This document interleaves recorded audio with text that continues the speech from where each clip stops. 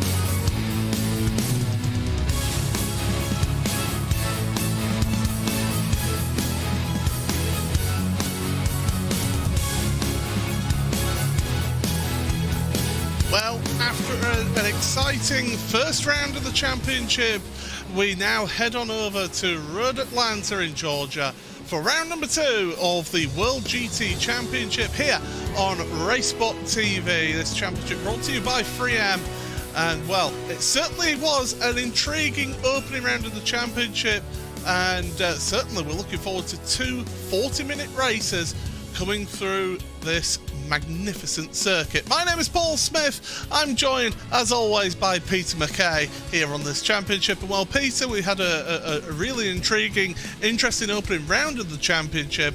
Now we head on over to Road Atlanta. We've got the famous circuit that Petit Le Mans happens at every year. It's a real challenge for these drivers, but only 2 40-minute races. Indeed, yeah, 40 minutes might not sound a lot, but around Road Atlanta it is. It's uphill, it's down-dale, it's cut into the red Georgia clay. It's a wonderful facility. It's not so familiar to teams in Europe from the Grand Prix side of things, but in sports car racing, Road Atlanta and Petit Le Mans is already... I mean, it's actually not been around that long, has Petit Le Mans, maybe 23 years or so, but what Dr. Don Payno has put in place there has laid the foundations that we still benefit from today in American sports car racing and all these amazing venues. Well, it certainly is a fantastic venue to go motor racing, and it is round number 2 of the World GT Championship. There you see, we're at Phillip Island last week. Now it is at Road Atlanta for one of our feature race events. We'll tell you all about that as we go along through the broadcast. Silverstone next week, and then a week off after that before they then head on over to the Red Bull Ring in Austria, Hockenheim and Spa to follow those, and then they switch the order of events with Belle Isle hosting an endurance race. That's going to be an intriguing outing around there. Brands Hatch Motegi with Suzuka, Sebring, and finishing off with 3 sprint races at Monza. But it is the opening of the championship, and there we see that circuit. It's a venue, Peter, of contrasting styles, isn't it? That it is, yeah. I remember listening to a fascinating interview with a gentleman called Owen Hayes, who was the lead engineer for the Porsche Factory GT team for many years, and in fact was the main race engineer on the number 6 Porsche RS Spider with Roger Penske's team. But he says Road Atlanta is one of the most difficult circuits anywhere in North America to set up the race car for, because the opening sector, the bit at the bottom of our screen right now, is very, very twisty, and there you just need as much aerodynamic grip as you possibly can. However, when you get out of turn 7 and head up onto the endlessly long back straight, That's where you really need a Le Mans setup. You need the complete opposite. So getting the car set up just right for Road Atlanta takes a lot of time, a lot of preparation, but with some of the high quality outfits that we've got in this World GT Championship field, you can be sure that the teams are ready to go. Absolutely, these drivers have had plenty of practice, and speaking of the drivers, here are the standings. The championship, of course, separated into 3 different driver categories. These are your pro drivers, and well, it is early going. 1 point separates Josh Thompson and Ross McFarlane, with Phil Dennis right there with them as well. Matt Turnbull, Pete Harrod both tied with Oscar Cooper, don't forget, on 141 points. Dave Baker, race 1 winner, who had a bit of a nightmare second and third race. Alex Neller, Keika Shube and Kenneth Gulbranson round out the top 10 of the Pro-Am. Then it is Three Spires Motorsport leading that with Perry in pole position. Tim Perry, that is, with then Mike Horder in second place, Simon Field in third. And then the rest of them, you've got Vulcan Sim Racing represented, you've got Evo SR represented, Chris van der Ness. There's a real mix of drivers in there in your Pro-Am standings. In your AM standings, then, it is Tony Draper who currently leads that one for Century Sim Esports, with Max Wolf in second place, Lee Berridge in third place, and again, you see the rest of those drivers have, again, a smorgasbord of teams represented in those standings. And then, well, we'll talk about the teams. Let's bring you the team standings. It is the Freeham by Williams Inex BS. That's a mouthful, I can tell you. They lead that one by 7 points ahead of Pure Sims Esports. RSR by G Performance in third, ahead of BS Competition and Pure Sims SimLab.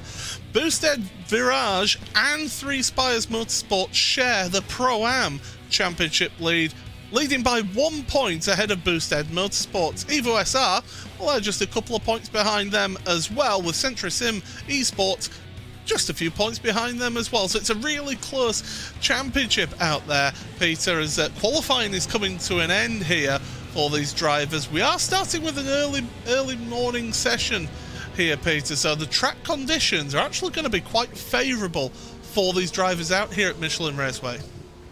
I think the drivers will be very glad to find those conditions, because when it gets hot and greasy here at Road Atlanta in middle of Georgia, my goodness me, it's so challenging. 21 degrees Celsius on the track, that is absolutely perfect. Not too cold, not too hot. Those tyres are just going to be absolutely loving these conditions here at Road Atlanta, and we should see some very impressive lap times in qualifying. So, yeah, absolutely. We will go through qualifying in just a few moments' time, and well, it certainly is quite a mix of drivers out there. Some of your sort of more World Championship space drivers, they will feel at home around here, because this is certainly a venue that they know extremely well. But anyone who's competed in the iRacing Petit Le Mans will know this track like the back of their hand as well, with that being a 12-hour endurance race. That's not the case here today. It is 2 40-minute races with a mandated pit stop coming up for you. And well, it's a full pace lap here, and it is led out by Phil Dennis and Nathan Lewis on the front row of the grid here, with Josh Thompson and Jack Sedgwick on row number 2, Keika Shube and Jesse Jones rounding out row number 3. Row 4 for Kenneth Gulbranson and Elias Sepinen, who was impressive last week. Aaron Rose and David Baker then on row number 5, with Ash Sutton and Ross McFarlane on row number 6. Row 7 for Adam Watson and Matthew Turnbull, Miguel Freitas and Elliot Harper round out row number 8. And Elliot Harper is the top of your Pro-Am drivers here in today's grid. Oscar Cooper and Michael Evdoka round out row number 9. Row 10 for Joel Evans and JB Masida, with Christian Rose, who's back after best part of 18 months out of sim racing. So great to see Christian back into sim racing. Tim Perry, your current Pro-Am Championship leader, in 22nd. 23rd and 24th for Chris Wood and Brian Lyons. Anders Ankerson, should I say, in 25th with Andrew Shield, 26th. And then row number 14 for Pete Harrod and Alex Neller, with Bradley Hulse on the AM Championship pole position, sharing that row with Paul Webster. Morgan Butler then on row 16 with Mark Woodhouse, row 17 for Simon Field and James Whitehouse, Lars Van Rijn and Mike Horder, the next row down in row number 18. Row 19 for Ben Gregory and Tony Draper, and row 20 shared by Simon Underhill and Matt Bunn. Row 21, Andy Archer and Max Wolf.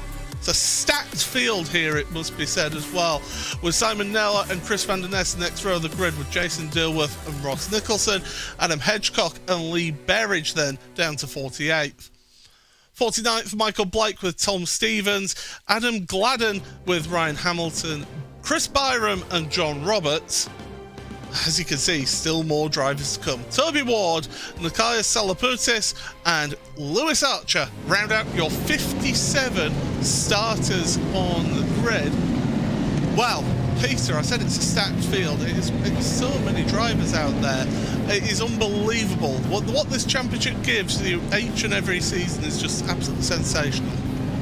It's just looking at the lap times there, Paul, and you know, I think any budding sim racer, any keen sim racer, to be honest, if you're within 1.7 seconds of a genuine world championship pro sim racer, which is what we have at the front of the field here in World GT, but that puts you 50th on the grid if you're 1.7 seconds off the pace, that's devastating.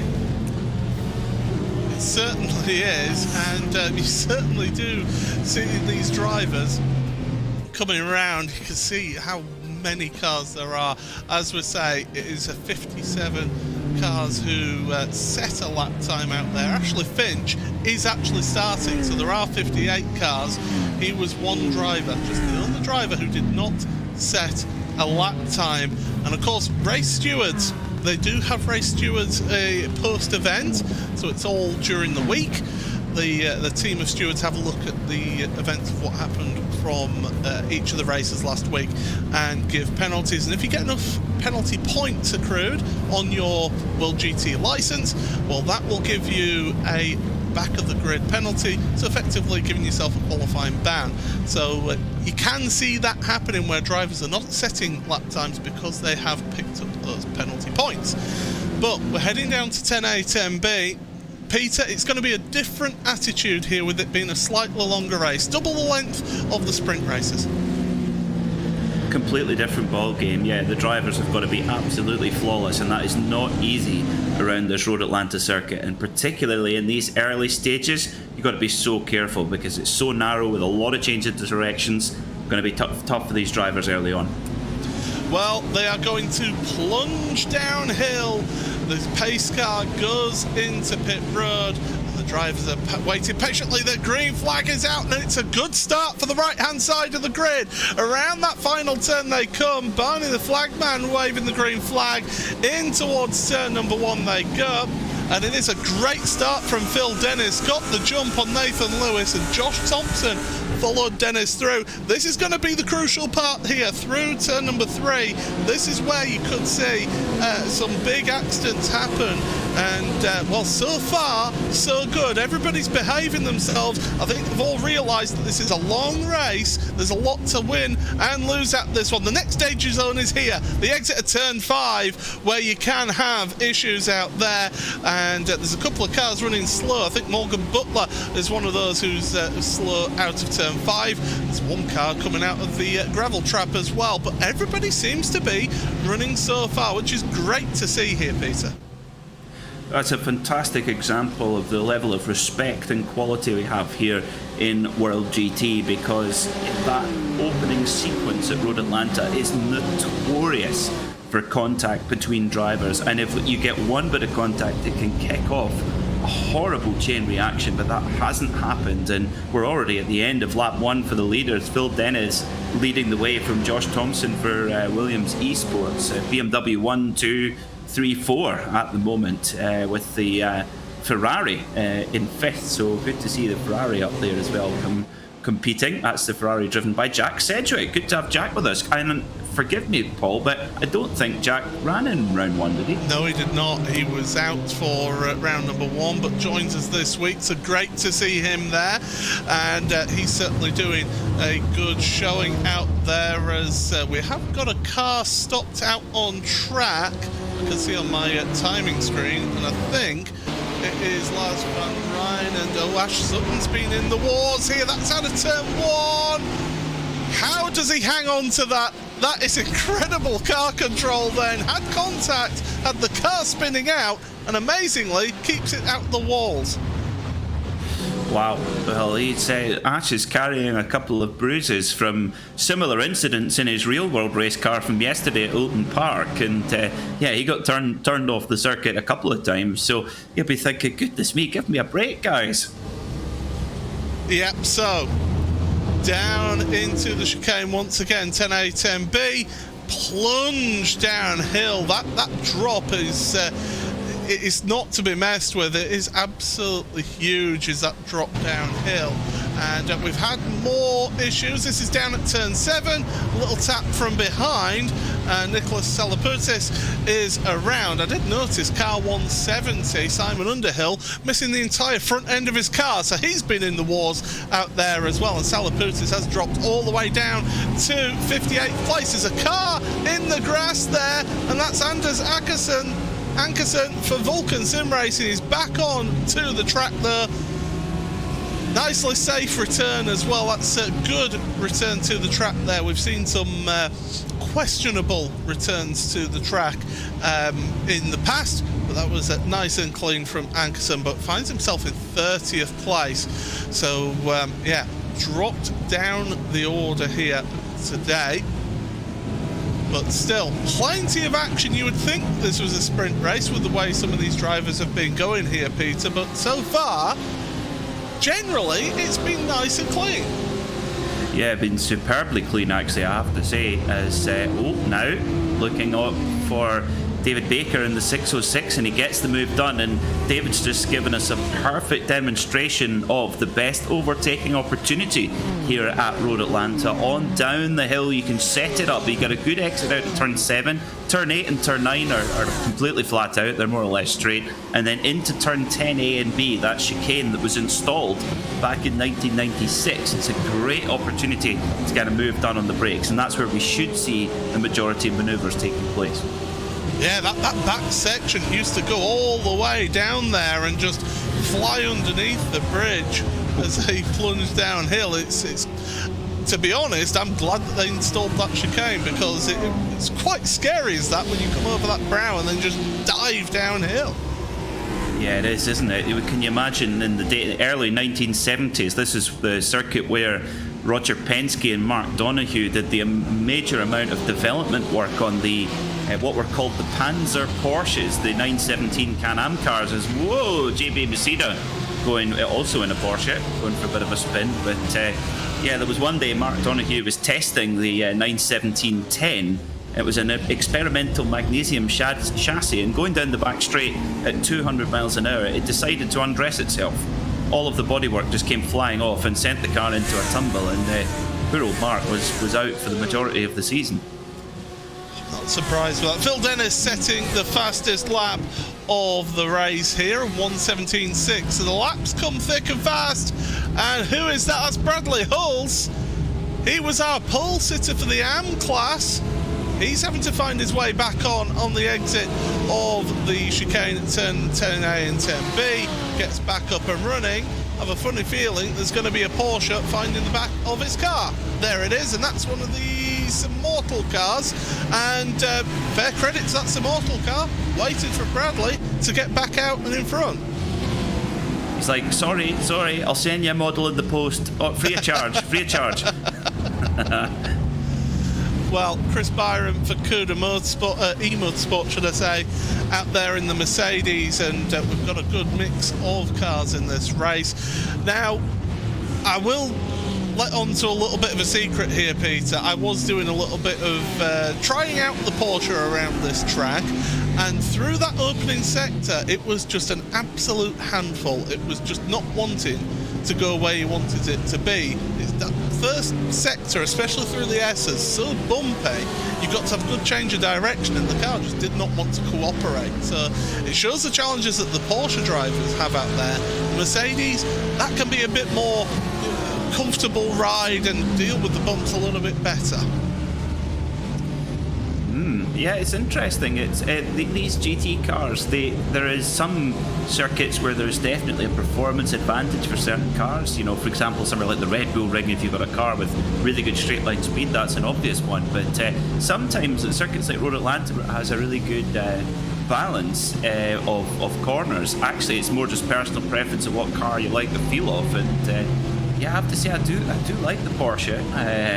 It is at high speed. It sometimes doesn't want to change direction as quickly, but yeah, I quite like it actually. I just feel like Kevin Estre when I'm driving one of these cars. I feel like him, doesn't mean I'm driving like him. Well, that's a clatter of the bumps, and that's Andy Archer. That's the exit of turn 5. You want to reverse a bit more than that, Andy. Yeah, don't get the car beached, because there is a nasty bump in that gravel trap. And he's found his way out of there, so kept himself out of the way. Didn't get involved with any of the other cars. There's Simon Underhill's car again. He's waiting for his pit stop before he fixes his car. Here's what's happened then, Peter. Just the car just got away from him. Oh, that was his teammate! His teammate followed him after, but I think he made the mistake on his own. I think. Yeah. Did Andy Archer, and it's so awkward there, because if you're not absolutely perfect coming down from turn 3, 4, 5, it's the car, if you get it into slightly out of shape at the top, you're never getting it back until the bottom, and that's just what happened there. The car just got into a bit of a tank slapper, and that's Road Atlanta. This is what the drivers are up against all day long. And this is Andy's shield. Something has happened to Andy out there, which is why we're sticking on the replay. Don't say there's contact. Well, that was certainly helped around, I feel, and he's going to hit the wall. That's going to be some damage to his car. And this is the one circuit where no matter which camera you pick, you cannot find the car. There it is. It's up against the wall, and he's going to have to find his way onto pit road. So that's Andy Shield, one of the series admins, finding out the hard way how difficult it is to run around Road Atlanta. We've got a car in the kitty litter, and that's John Roberts for Boosted Virage. So turn 5, we always know this is a notorious incident spot, is picking out a few drivers already here, Peter. It is, yeah, and you talk about the control of the car over the curbs, and John Roberts loses it just a bit early there actually, but you can get the car unsettled on the way in by hitting the curb a bit too hard. You can get it unsettled on the way out, and the problem is if you lose it on the way out, you're then a sitting duck in the middle of the circuit, and often the cars coming from behind you have no time to react, and then boom, it opens up another accident. So we are not scaremongering when we say that Road Atlanta is a fearsome racetrack. It is properly tough, and I put money on it. There will be a high rate of attrition tonight. It's same place, Chris Wood. Yeah, turn 5 claims another victim. That's the Team Mad driver, Chris Wood. He's around playing in the kitty litter as well, and yeah. We're going to see this plenty of times here tonight, because that corner a couple of years ago when I commentated on the first 5 hours of Petit Le Mans, that's a car up and over at turn 5, and that's Bradley Hulse. Oh my goodness, he can't catch a break out there today, Bradley. Oh dear. Well, the back of that year 1 Porsche has been bent to bits. Dear me. And good to see Chris Byram in the championship here. And I'm surprised he's not in a Porsche though, because he races in the Porsche Club of Great Britain Sim Racing Championship. Does Chris? And Bradley Hulse loses it very early. Yeah. And he's on the brakes. He's on the brakes. He can't get it stopped. And up 6 and over. runs. Absolutely, yeah, that's been knocked out the park. I will say, Bradley, he was saying before this meeting that he had to travel 5 hours round trip to get a new set of pedals because his brake pedal had broken on his rig after last week's races, so had to take a trip to Birmingham during the weekend just to get himself some new pedals. Well, that's commitment if I've ever heard it. A trip to Birmingham. Yeah, I know. It's not the most loved places. Now, we're looking at this battle. There's JB Maceda, there's Lee Berridge, and there's Morgan Butler involved in that one. As we've got a car around, it's Brian Lyons, and guess what? It's turn 5. Once again, I'll get to the point eventually.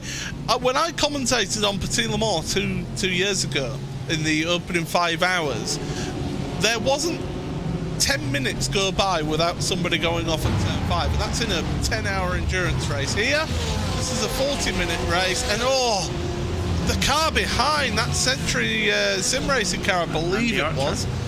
Yeah, you just had nowhere to go in all of that. That's that again. That turn 5 is it's difficult for the car making the mistake, but those around, you've got to have your eyes up. If you see a yellow flag, you've really got to respect it more than any other corner, I think.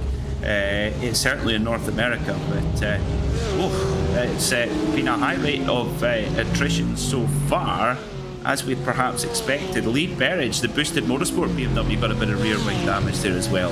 Yeah, or is that just the styling? No, it is damage. It is damage. Well, that was Morgan Butler making his way around the outside of 10B on Lee Berridge. That's a nice move around the outside. JB Masida has decided to make his pit stop right now. We've got 3 cars all parked on pit road that it looks like are out of this one. To Lewis Archer, Bradley Hulse and Andy Shield, they've all parked it on pit road, and we've got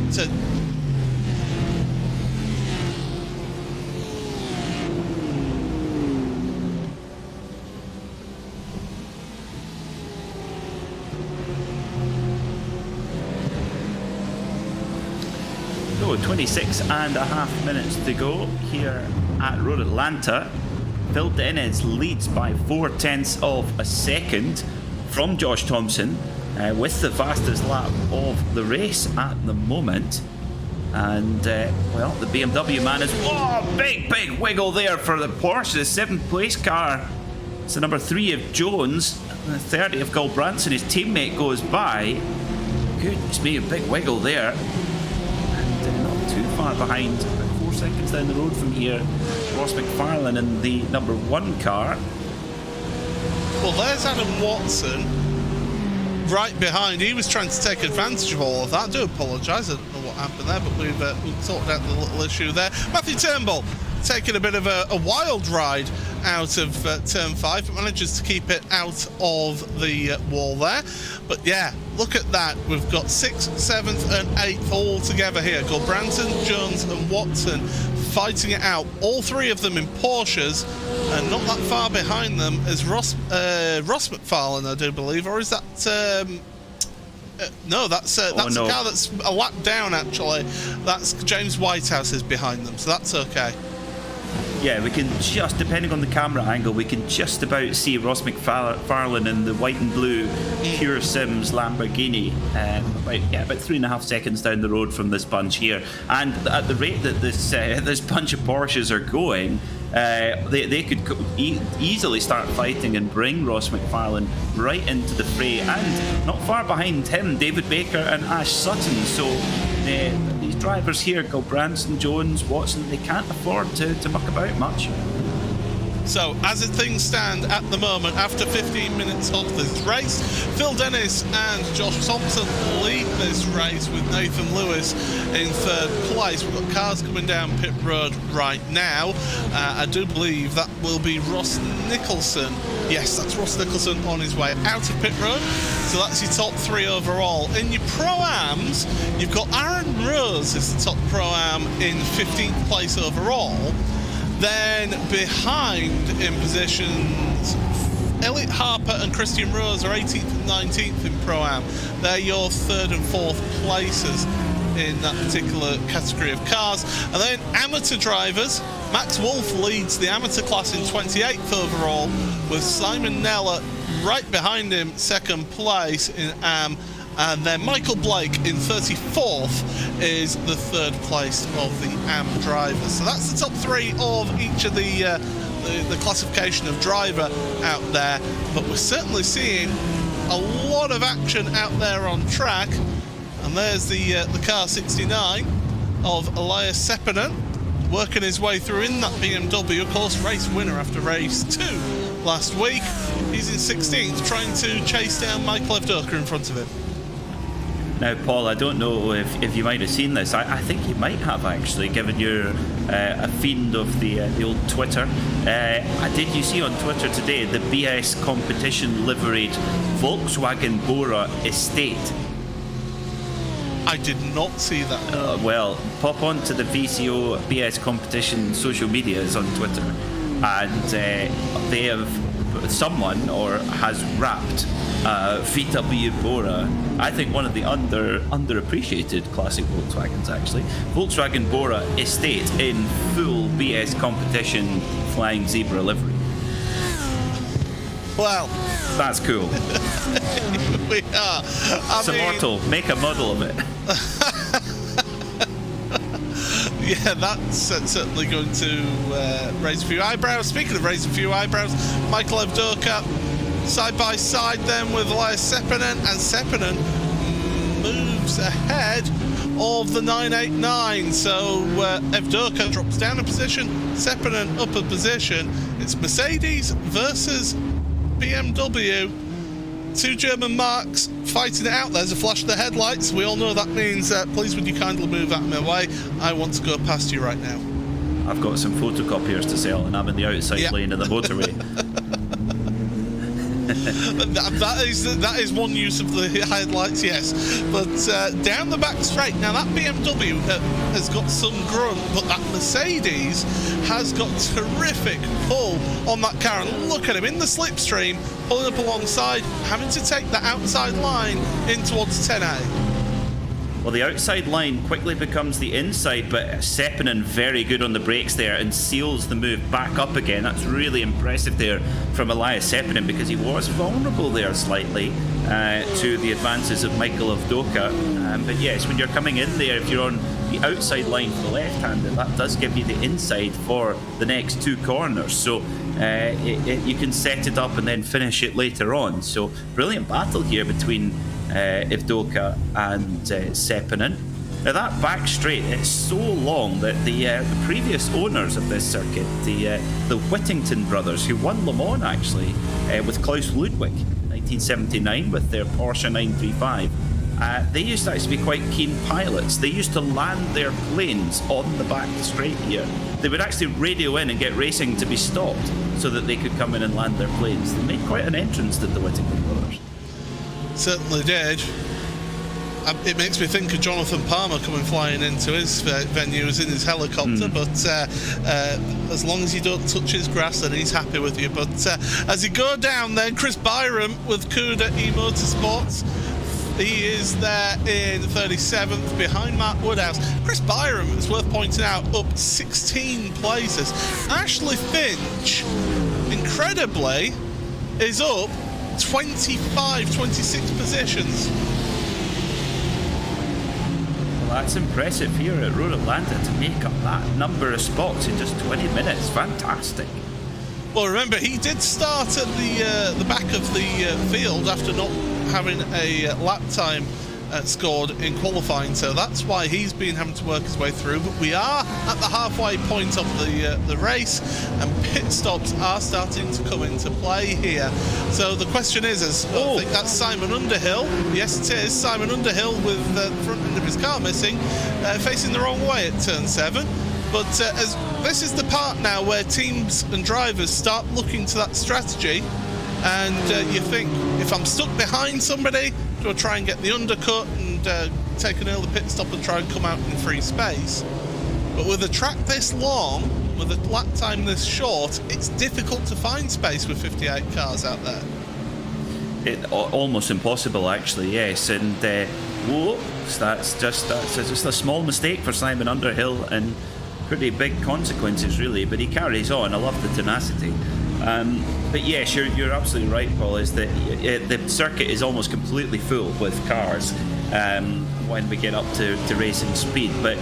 And then you almost wonder, well, am I better getting caught in traffic with people at the same speed as me, rather than risking being in there with cars slower than you and causing more of a problem? It's such a tough balance, and the top teams will have spotters working.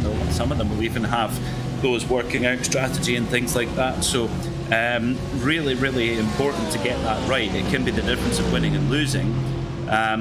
But what's interesting for me is I want to keep an eye out for Josh Thompson, because he has not left the back bumper of Phil Dennis' his BMW, and of course if he's been sitting there right behind him, he's not going to have used as much fuel as Dennis has, and I think maybe just those, honestly, a tenth or two in the pit lane, half a second maybe, that's all the difference. And that track position, with when guys are at that level, that could be critical. It certainly can, yeah. But of course, Phil Dennis, he'll realise that, and he'll be trying to mitigate that by lifting and coasting into corners as well, trying to do his own bit of fuel saving. So definitely, yeah, it's a true strategy game in a race like this, and that's where I like it. When you've got a pit stop involved and you do have to take some fuel with a mandatory stop, then your strategy comes to play. Now, we've been keeping an eye on this battle. Morgan Butler's at the back of it. It's Paul Webster at the head of this one, with Chris Byram the meat in the sandwich there. 17 places gained for Chris Byram in this race so far, and Paul Webster in the Porsche in front, this immortal Porsche. You can tell it's this immortal Porsche by the absolutely fluorescent paint on that car. You certainly cannot miss that one. And I like the Repsol Honda stripes up the side of it as well. I mean, if that's not Repsol Honda, I don't know what is. So plunge back downhill. So Paul Webster, I mean, you're not wrong, that's for sure. He goes across the line once again. He'll be streaming his point of view. A number of drivers in this championship do stream their own point of view. We'd prefer it if you stay on this broadcast, let's be honest, because or else we'll be out of a job. So as they head on through into the S's here, they come downhill.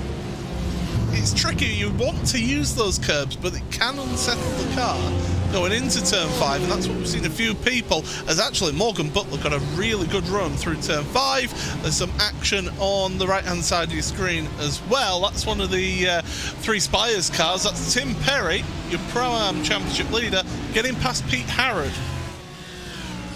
I have to say, I don't know why, but I can't stop thinking about the walls of Jericho when you see that. It's like it's secretly sponsored by Chris Benoit.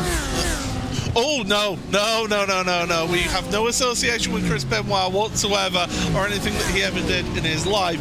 No, Chris Jericho, yes, definitely, but not that other Canadian wrestler. I think we got out of that one without mentioning too much. But anyway, as the drivers go along downhill into the braking zone, this is Phil Dennis, your race leader, with Josh Thompson behind. Now, there is no fixed pit stop window here, so the drivers, it's just as long as you have your mandatory pit stop before the last lap, then you're all good here. So it's a case of, what you'll generally find is drivers try and go as long as possible, don't they, Peter? So they could just have a quick splash and dash at the end. Yeah, it's good having that flexibility to decide when to come in, but Phil Dennis, he's quite happy at the moment, and in fact this is the largest the gap has been between him and Josh Thompson. And well, this is like you said, Paul, Phil will be fully aware of what Thompson had up his sleeve there by being so close behind for a while, but he thought, okay, no more Mr. Nice Guy, I'm going to pop in some really hot lap times. His last time, 1:17.6, which is only, well, it was only 600th of a second off his best lap of the race. However, Thompson is trying really, really hard. In fact, Thompson actually slightly bettered his best lap last time round, albeit with a track limit cutover. But let's see how this one plays at the front, because the two guys at the front here, Phil Dennis and Josh Thompson, well, they're on another level at the moment. Pit stops ongoing.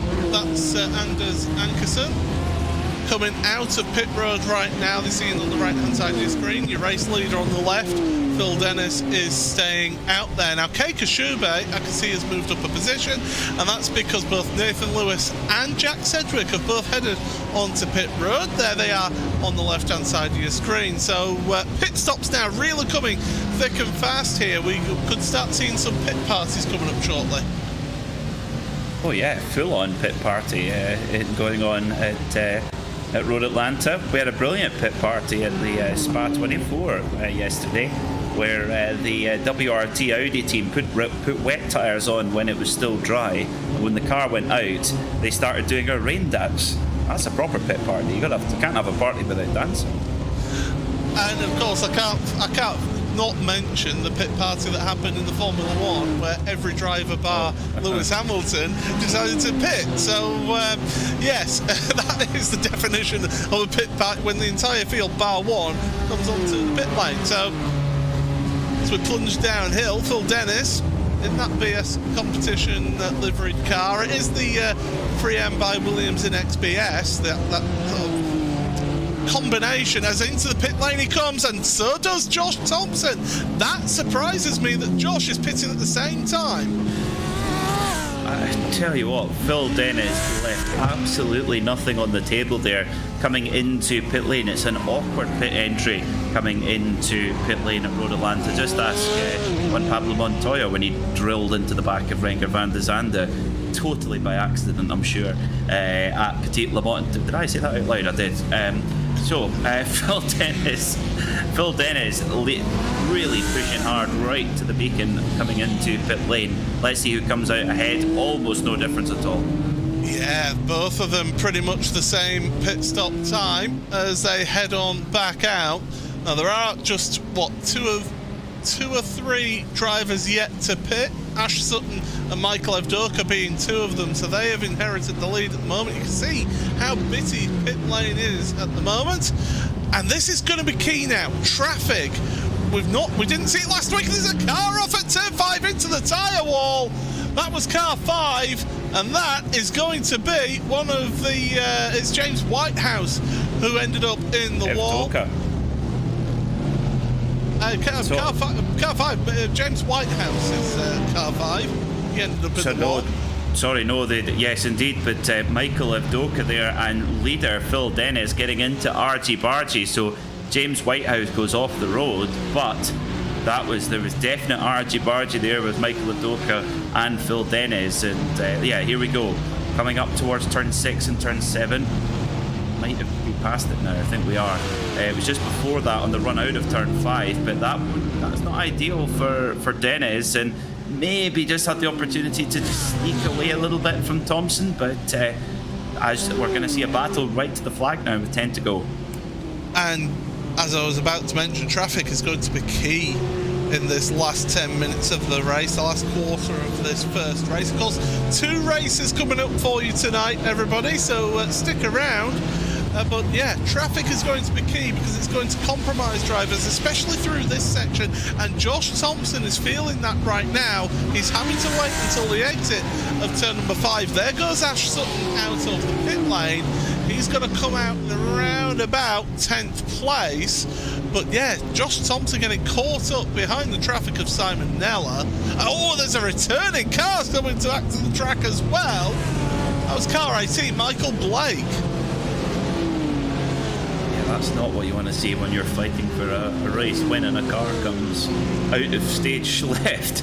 Well, I tell you what, Phil Dennis and Josh Thompson using up all of their 9 lives in one go in these couple of out laps out of the pits, but they get through clean, so it will be a head-to-head battle now between this pair, and they are locked in a battle for the championship. Top 3 covered by 3 points at the moment. Extraordinary.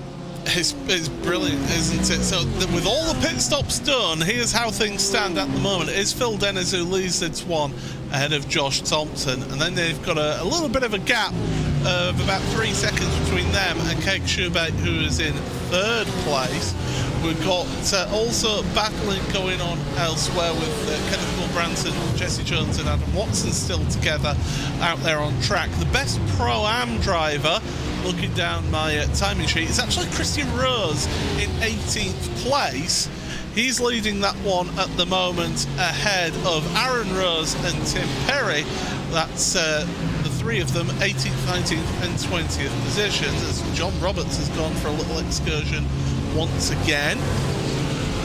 Your best amateur driver out there at the moment is Max Wolf.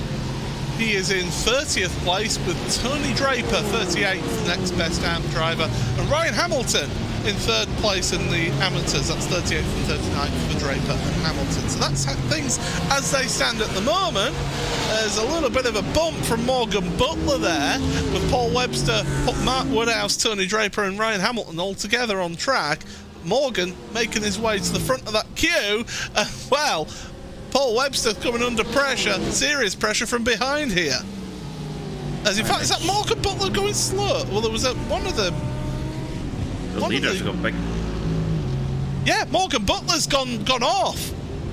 Down the pit straight, he was leading this little gaggle of cars. Well, I tell you, bigger problems for Phil. Oh, a bit of net code there. Oh, no.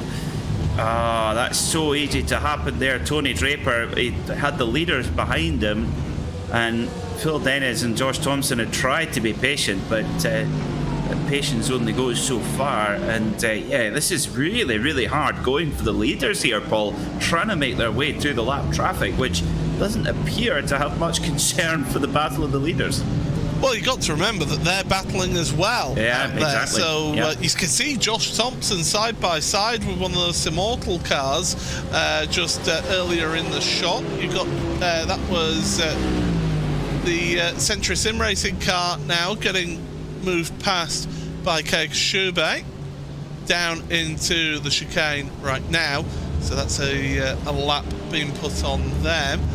But yeah, definitely it's key now to get the traffic managed. Here's what's happened to Morgan Butler. He always got a swap on and then a tank slapper, and then, well, it's not going where he wants it to go. Does he keep it out the wall? He does. He's done a good job there, to be fair. Yeah, that was a strange one. It just seemed to be snapping back and forth. Didn't seem to ever be able to get it back in a straight line. Odd one there for Morgan Butler, but Tony Draper still going through the wars again after getting sort of turfed off going through the S's, which is another common Road Atlanta incident where you'll see faster cars trying to get through in the S's, and the reality is there really is only one line, and when you try to make it two, 9 times out of 10 it results in contact of some sort. So a dramatic finish or dramatic conclusion to this first race of the meeting. Phil Denny still leads by a second with Keeg Schubert, the world's favourite powerboat racer, or sim racing's favourite powerboat racer, in third place. So BS competition with 2 cars in the top 3 at the moment. Well, this trio of Porsches have not been separated all the way through this race at all. This is Kenneth Gould-Branson, Jesse Jones, who are both teammates, and then Adam Watson, who's tagging on to the back of this couple of cars. And he's sitting there, and he's looking really comfortable behind them. But with 5 minutes 20 remaining here, he needs to start moving past them, looking to make the move. And Jesse Jones going defensive down into turn 1. He feels under pressure right now. And, well, Kenneth Gould-Branson say, "See you, boys, you have your fight." Yep, that's a good move there. And yeah, the 99 car here, the Porsche, decided to give best there is Adam Watson. But yeah, I tell you what, Paul, it's amazing how accurate the iRacing software engineers have got the body language of this Porsche GT3R. When you watch the car in real life, of course, there's a few of them running in the Spa 24 Hour. It is amazing how they've just nailed the way that this car, the way it moves and shakes around on the circuit. It's so lifelike. It certainly is. They've done a tremendous job, as always, do the iRacing people behind the scenes. So a little tip of the hat to them. We got sneak preview over the weekend of things coming up on iRacing as well in future builds, which certainly got quite a few people talking about the sim after that those announcements over the weekend. But right now we're concentrating on the World GT Championship, and with just under 4 minutes remaining in this race, we're going to have about 3 laps remaining in this race to decide who's going to win this one. And at the moment, your money's got to be on Phil Dennis. Yeah, Phil Dennis has been so neat and tidy so far this race. He's had to deal with a lot of lap traffic after coming out of the pits. He's had Josh Thompson in his mirrors throughout the race, but holding on well, and they come over to the line. There'll be 3 laps to go. I think, yes, 3 laps to go for these drivers. So Thompson still has an opportunity, but he's got to get a move on now if he wants to make an impression on this race. He was a tenth quicker than Dennis last time by, so he might have something for him on the last lap. Well, Adam Watson in the meantime has made it past Jesse Jones, but Jones is not going to give this one up without a fight down into the chicane, and clearly using that slipstream to his advantage. Watson looking to the inside of 10A, but that's the outside of 10B, but can he get the cutback up and over the rise, downhill again through 11 into 12? No change of position there, so Watson getting caught out by the slipstream there as they go down in towards turn 1 once again here. So this has been an exciting battle between these two, and you can see all the fighting that these two have been making has allowed Gulbranson to pull away by 2 seconds here, Peter. Yeah, it just shows you it doesn't take much, and that allows the cleaner driver to get away. I've just noticed that Adam Watson is he's wearing what appears to be a Max Verstappen helmet, and the car in front has a Union Jack on the roof. This is, I'm sure we can create some sort of narrative out of this, Paul. I'm sure. I'd rather not. So now we've got a car that would look to be going a little bit slower. This is Aaron Rose. Now Rose, of course, was your top Pro-Am driver before all the pit stops. He's dropped down a little bit, and it's actually Elliot Harper is your top Pro-Am driver in 17th right now. Yeah, Aaron Rose has dropped down to 20th place in this race in that rather distinctive livery, and does stand out really well in this field. His teammate not that far behind as well. Down the back straight. Now time is starting to run out. We're going to get another lap after this one for your race leaders. And still battling going on even further down. This is Matthew Turnbull battling away with Oscar Cooper. He's got Miguel Freitas and Elliot Harper and Christian Rose behind them as well. So 5 cars battling over 14th place here. Every position matters in your relative championship because it's the point. Oh, and spin! No. Oh, that was Oscar Cooper around so easily done in turn 1. And in that Porsche, if you lock the rear slightly on the downshift, or is it just carrying too much speed? It's carrying too much speed. Yeah, that is so fast there going into turn 1. You're going down probably 1 gear, maybe 2, and just trying to keep the corner speed up. And if you just clip the curb on the inside, it's so easy now to spin. Last lap and traffic in front of your race leaders. Are they going to cooperate or not? And Phil Dennis always having to get on the anchors there, but fortunately for him, he did have a little bit of a comfort gap between him and Josh Thompson, but Thompson needs to get the bit between his teeth and really get onto the tail of Phil Dennis. And look at him, he's right there. This is a prime position for Josh Thompson to make a move down the back straight, but the lap traffic that's ahead of Phil Dennis will help him with a bit of a slipstream down the back straight. This is not done. This is really played in Josh Thompson's favour, and he's now right in the draft of Phil Dennis. Let's see how much of a difference it can make, but he's as close as he has been since before the pit stops. Here comes Josh Thompson in the draft now of Dennis, but I tell you what, Dennis has got a bit of a rocket at the top end there. Looks like he might just hang on, Paul. Well, into the chicane for the final time, through the right. All Dennis needs to do is just make it through these final 2 corners, and he will be the race victor. And Josh Thompson's run out of fuel right at the end, so it's going to be Phil Dennis who wins this first race of the evening for the 3M by Williams in XBS competition team. Josh Thompson, fortunately for him, it is a steep decline downhill into the finish line, so he finishes 2nd place with Kei Kashube in 3rd place. Here's Ash Sutton right behind his teammate of Ross McFarlane as they come through the final corner. They finish 9th and 10th place.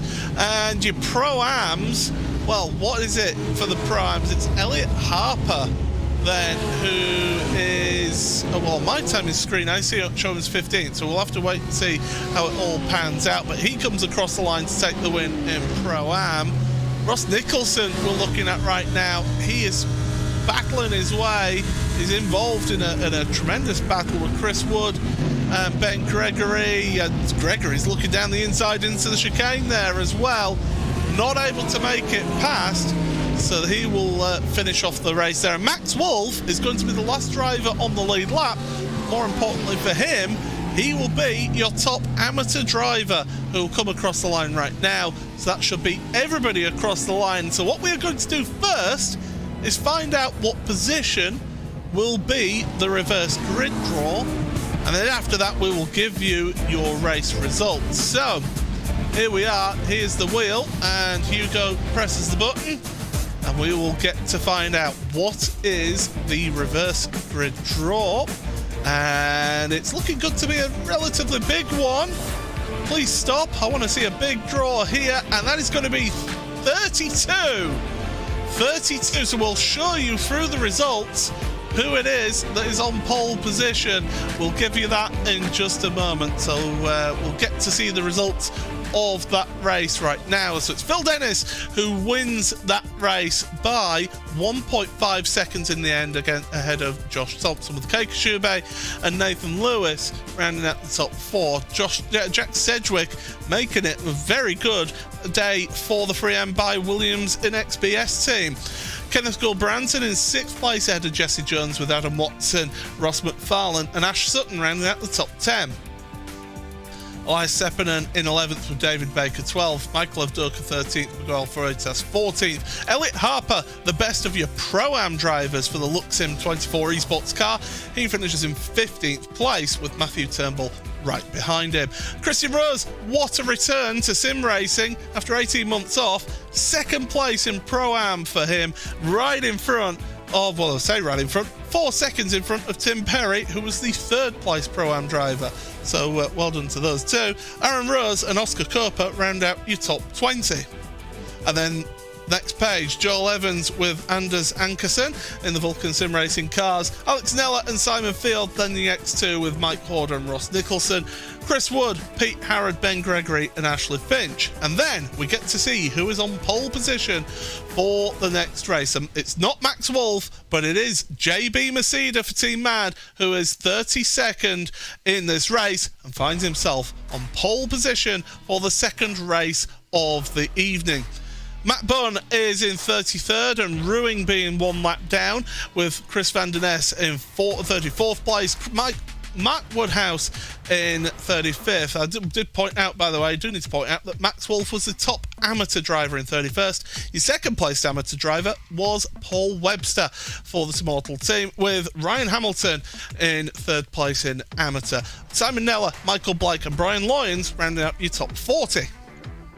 And Adam Hedgecock in 41st with Chris Byram, Lee Berridge and Tom Stevens. Lars Van Rijn, James Whitehouse, Jason Dilworth, John Roberts, who found the kitty litter in a couple of different places, in 48th with Andy Archer having a few issues out there, and Toby Ward in 50th place.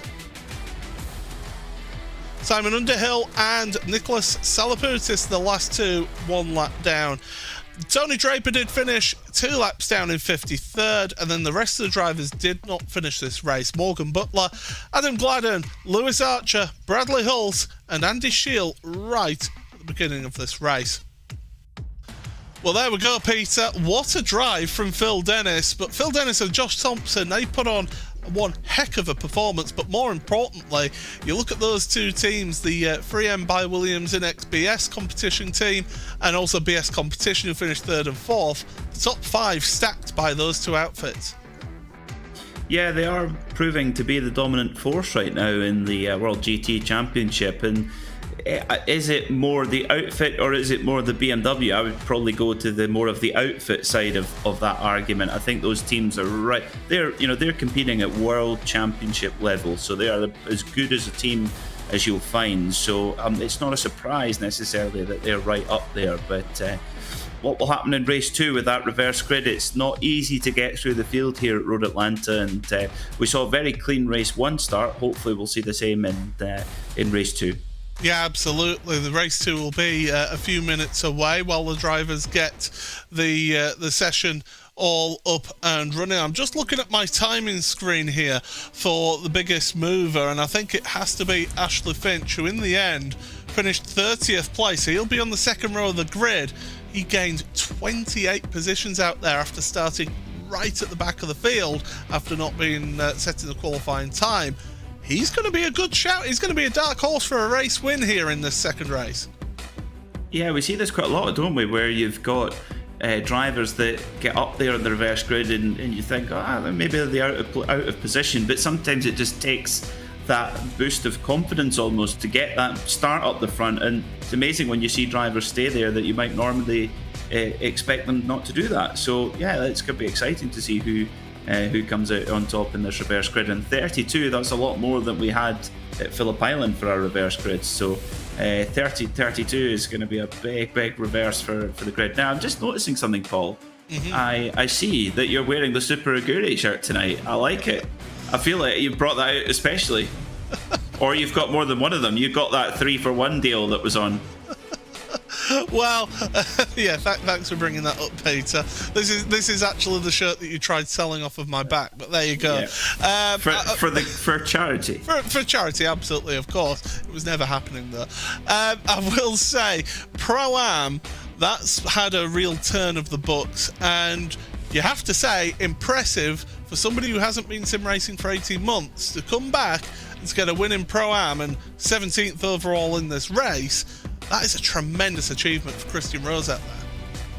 Very impressive indeed as well. And you think hasn't been sim racing for 18 months, so it's almost that he's not been sim racing during COVID time rather than the other way around. So it's he must be one of the few drivers to hang up the free M sim racing gloves before taking a break from it during COVID. Very strange. Yeah, I do know that his work required him to be available a lot more during the outbreak of the last 18 months or so. So that's the reason why Christian wasn't able to spend the time here in sim racing and be able to do that. So really good to see him back. He's a really nice guy, is Christian. I've a lot of time for him as we're waiting for the second session of the race evening to come up in just a few moments' time. But what we saw out there in that first race here tonight has been really challenging for those drivers out there, especially through the S's into turn 5. Number of drivers getting caught out by that one corner at turn number 5. It is such a difficult corner to come into, isn't it? It is, because when you're coming out of turn 3, which is the chicane at the top, and then it's just right, left, and you're full on the gas, so the car's not wanting to turn, the car wants to go straight, you're downhill, and then you've got to try and turn the car, brake, back a couple of gears, try and not get it to lock up, and then over the curb again. Now, the GT3 cars are quite good because they've got good aero, and also they've got traction control as well, so getting that set up just right, I think that's the section where the drivers will have had to work the hardest to try and get the car as compliant as possible through there, because that's definitely been it's had at least 90% of the incidents, hasn't it? It certainly has. It's been catching out a lot of people, and the problem is when you get caught out, say you have a car spin in front of you, which is what happened a couple of times. If you're right behind that other car, you've got nowhere to go, and before you know it, you're involved in an accident that wasn't of any of your own doing. So that definitely won't have helped out there for those drivers. I'm just looking through our field as well. Max Wolf was the only amateur driver who did actually finish on the lead lap there, so a really good performance by him, finishing in 31st, and he was the leading amateur driver. It's not an easy track to be in that mid-pack, survive, and fortunate for him, he didn't have the race leaders come up to lap him, so he was fortunate in that. But it's so difficult to be in that position of constantly being in traffic. That's right, and because Road Atlanta is such a short lap as well, that's the thing, is it's only a minute and 17 seconds, I think, for our pole sitters, and that then, and with a grid of nearly 60 cars, it does bunch up quickly, particularly when you throw the pit stop cycle in there as well. But what strikes me, Paul, very much about this championship, and it's only my second round of commentating on it, is the respect between the drivers is right up there with some of the best I've seen in sim racing in the last 12 months. And that is that the drivers themselves, each and every one of them, should be very proud of that, because it's not always a given in virtual racing, because no crash damage to pay for. Mind you, that didn't stop anybody at Oulton Park yesterday, did it? My goodness me, there's going to be some... But let's not go there. We'll both get on the same soapbox. There's not enough room for both of us. I'm going to say I have very strong opinions about what happened in the real world yesterday and over the weekend.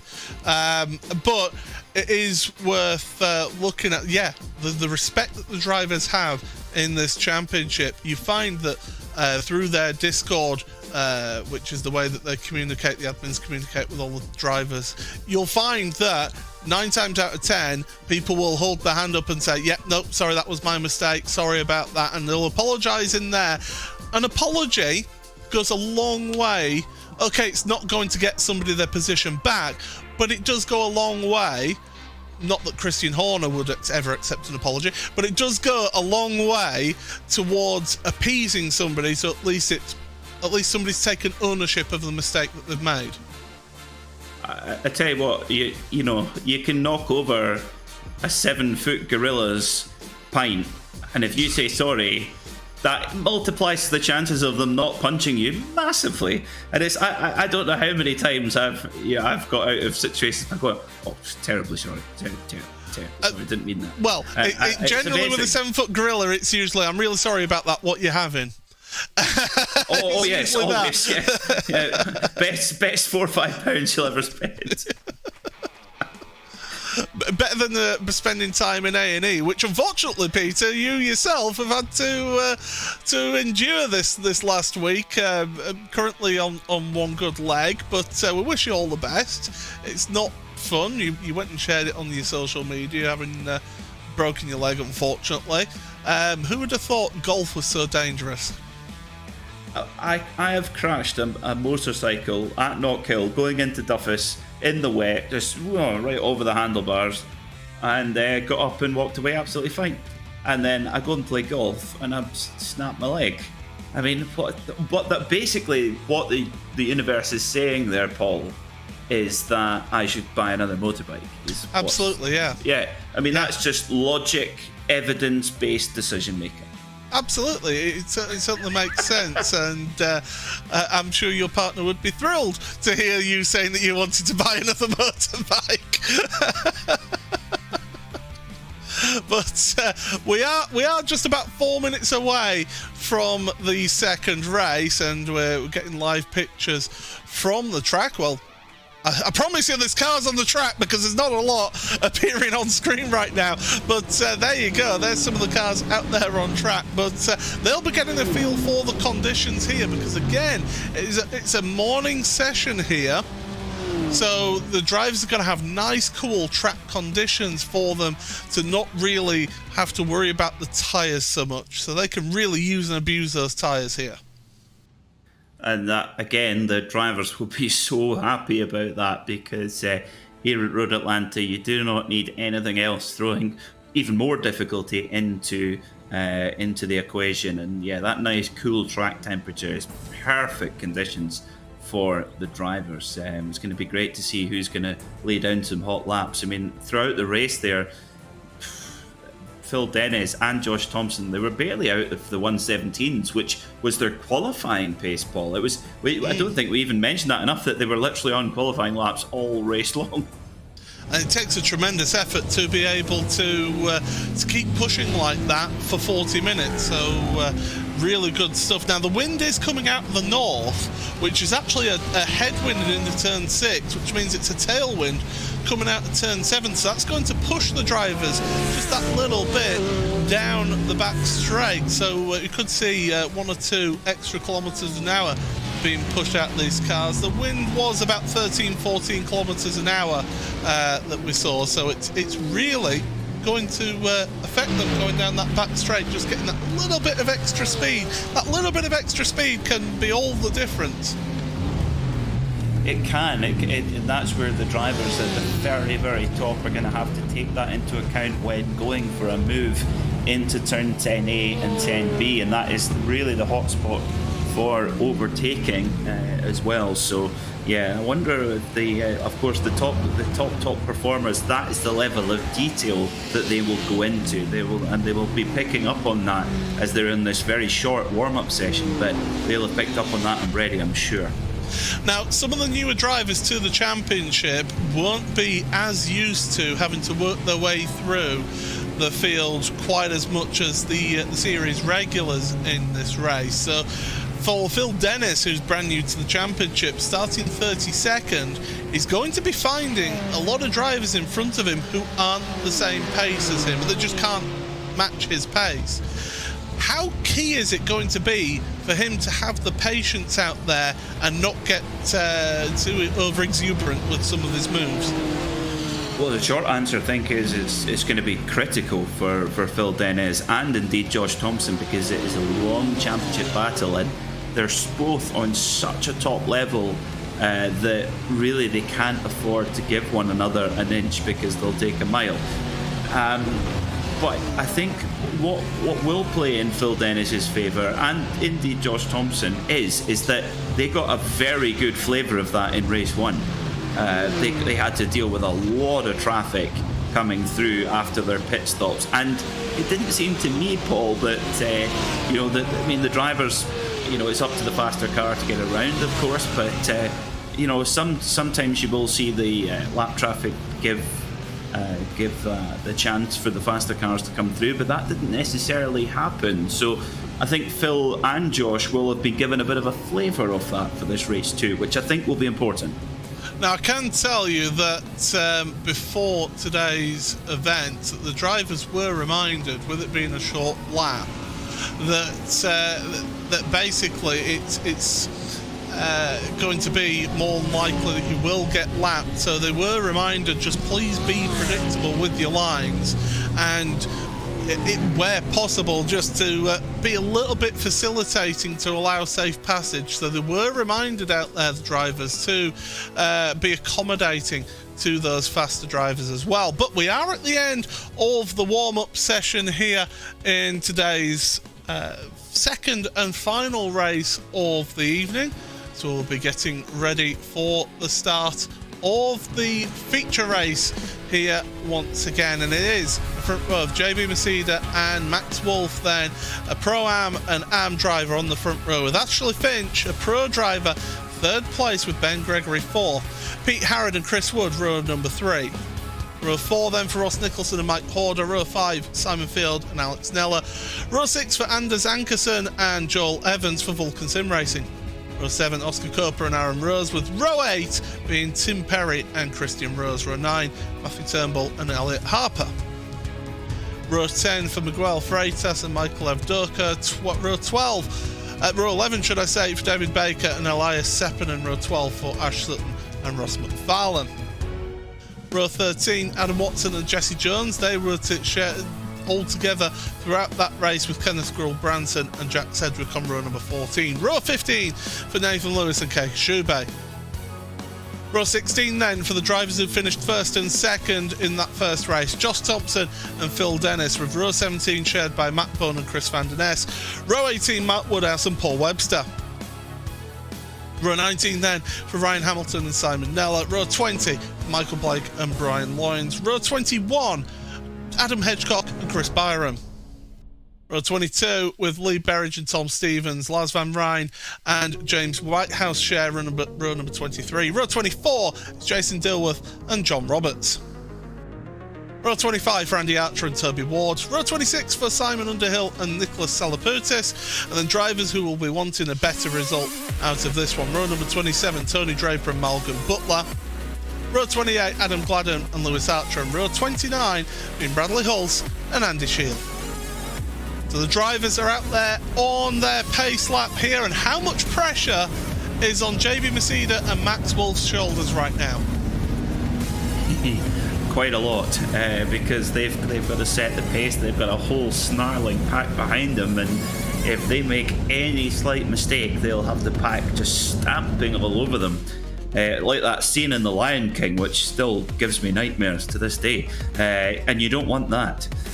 So the drivers, Max Wolf, we've got an all Porsche front row, JB Masida in the black, orange and red Team Mad car with Max Wolf in the black and green Evo SR machine. I always think it's like the old Tequila Patron cars, the Evo SR colours, but maybe that's the way my mind works. No, certainly, I do agree with you. It does have that look, doesn't it? But then that second row of Ashley Finch and Ben Gregory certainly looking to get a good result out of this one. Here's Phil Dennis then, race winner from the first race, trying to use as little fuel as possible on this outlap. That's going to be a crucial thing here. Everything you can save here will certainly help you towards the race. Again, it's a 40-minute race with a mandatory pit stop coming up for you, so we get to see the same shenanigans all over again. But JB Masida now lining up the field. Let the pace car jump onto pit road. Don't go too early. You've got to be patient. And now he's gone. Green flag in the air for another 40 minutes of action here in the World GT Championship. Down towards turn number 1 they go. We've got cars in the grass in the background. Will everybody make it round? That's a crucial thing. There's contact. The 3 Spires car has been hit by a SimSticker's car. Oh, there's all sorts of carnage and chaos happening at turn number 1. Big drama. That is going to be... Oh, there's even more. There's cars absolutely everywhere around there. And we've got a caution. We've got a safety car. Well, I did wonder if we'd maybe see the safety car, because that was just completely chaotic there. And I think Phil Dennis was involved in that one, I think, Paul. I could be wrong. I've certainly been wrong plenty of times before. But, well, maybe not. We'll see. We'll see once it all shuffles out. But... it only took 1 or 2 drivers to make slightly small mistakes, and then it just triggers unbridled mayhem. Well, I'm sure we'll get plenty of looks at that, because this definitely will get plenty of looks at that. So we'll see how things are once we get things settled down. I can tell you the order at the moment. It is JB Masida and Ashley Finch first and second place, Max Wolf third ahead of Pete Harrod. I do believe it was Ben Gregory who was involved in that one in the 3 Spires car. So there's the pace car waiting patiently. Now he's going to go pick up.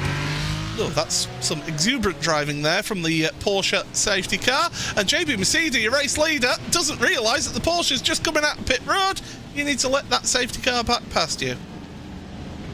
Yeah, Benny, the pace car driver, getting it fully lit up there. He had the traction control off there. Now, that 911 pace car, Paul, have you ever noticed it's in touring specification? It's not got the rear wing on it, but it does have the GT3 front bumper, so it must be a 911 GT3 touring.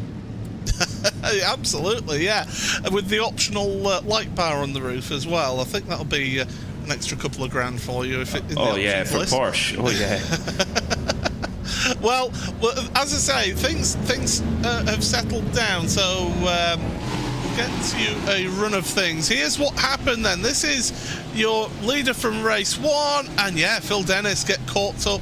He's facing the wrong way, picked the wrong way to go around, and don't just pull out in front of people. Wait. It's not Dennis. I think that's Sepinen. It's Sepinen. Yes, I do apologise. Sepinen, yes.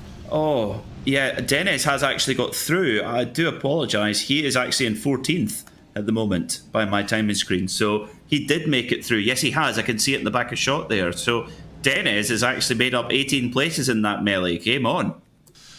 Well, we'll have to see if anybody's gone down pit road. I can tell you Michael Evdoka has gone down pit road, and he's had a pit stop.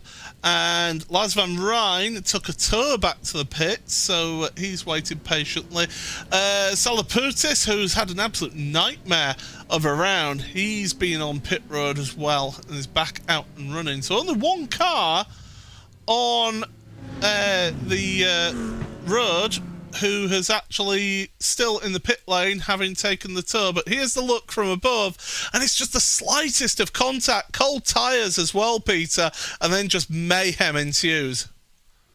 Yeah, I mean, you can see there's just no road left, virtually. I mean, and there's, if you go in the grass, you're taking a big old chance as well, and there's not really a great deal any of the drivers can do. It's just unlucky. Oh, dear me. Really, really unlucky. Josh Thompson has got through here-ish. He's in 21st. So he has made up sort of 10 spots or so from his grid spot, but not as much as Dennis did. Now, here's a question for you, Paul. Can the drivers take a pit stop under this pace car? Yes. And make it to the end on fuel? They can. Well, they can make a pit stop. Whether they make it to the end on fuel is another matter. But this pace car will help things. Here's the onboard then with Phil Dennis, and what he sees is just a road absolutely chock-a-block. And look at that nice lane that opened up for him. He had to do some incredible manoeuvres there, though. That was sort of 90%. The waves parting in front of him, and 10% just pure instinct. What is it they say for you? If you can have the door open for you, but you've got to walk through it. You certainly do. Lights are out on the pace car, by the way, so we will be back racing at the end of this lap. So the drivers who have been on pit road, I can tell you, Tim Perry and Oscar Cooper in 38th and 39th, Ross Nicholson in 43rd, Simon Field in 45th, as we look again, Elliot Harper, who got caught up in all of that in the Vulcan Sim Racing car. Kenneth Branson, Michael Evdoka, Sela Putis, Simon Underhill, Tony Draper, Elliot Harper, Lewis Archer, Morgan Butler and Ash Sutton have all been on the pit road. They are out there on track. Andy Archer and Lars Van Rijn, it does look like they're both out of this race. So the drivers lining up. JB Masida right now must be thinking, I've got that all to do again here. Yeah, well, I think Elias Sepinen is going to take the attention of the stewards, because driving straight down the hill into oncoming traffic is, well, you don't need to be a race steward to say that that's not really on. Yes. You're not supposed to do that. Yeah, absolutely. You're absolutely right there, Peter. So we are getting ready for the restart here. We are going to have 33 minutes and 40 seconds, and the green flag will be out once again. JB Masida leading the field with Ashley Finch right behind him in that SimLabs car. So single file restart, that hopefully will mean a little bit better, although there's side-by-side action further back. Hopefully we can get through turn one this time. Everybody's slowly making their way through, and it's a bit more spread out now, and that's the good thing about this restart here. Being single file, it just spreads out the field a bit more. Yeah, I do prefer a single file restart, actually. It does make it a whole lot easier for the drivers to get through there clean, and that's more or less what we've got. So brilliant stuff. We're properly racing now here in race 2 of this meeting at Road Atlanta, one of the best circuits, not just in North America, anywhere in the world. It is just such a special track, such a special place to go to as well, home of the Petit Ballon. And whoa, Sedgwick! Yeah, and he's found the back of the wall. You want to hit reverse. Behind the wall. You want to hit the reverse there and find your way out of that one. Don't Austin Powers it either. I think we've got a battle for the lead as well going on, as the battle for third is going on. There's all sorts of drama happening in this race, and I can tell you Phil Dennis has got involved in an instant. I can see on his timing screen here that he's dropping down, but we've got a new leader, Ashley Finch. But Phil Dennis has found a gravel trap out there down at the chicane, and he has dropped down our timing screen. So race 1 winner is having an absolute nightmare after that brilliant avoidance in the first incident, has got caught up in somebody else's incident. Oh, and there's even more happening down the start finish straight as well, as here's another look. Oh, he just gets plowed there now. Who was that? Turnbull. Turnbull, okay. Oh dear, oh dear, oh dear. I mean, what could Dennis have done there? Nothing. He got completely rear-ended. I think Dennis got involved in something else as well. He's taken a tow back to the pit, so he's out of this race for the time being whilst he gets things sorted. Going 3 wide into turn 6 is not usually a way to go about things, but Joel Evans, huge damage to the front of his Lamborghini. He'll be thinking, when can I get down pit road and make a pit stop as early as possible here.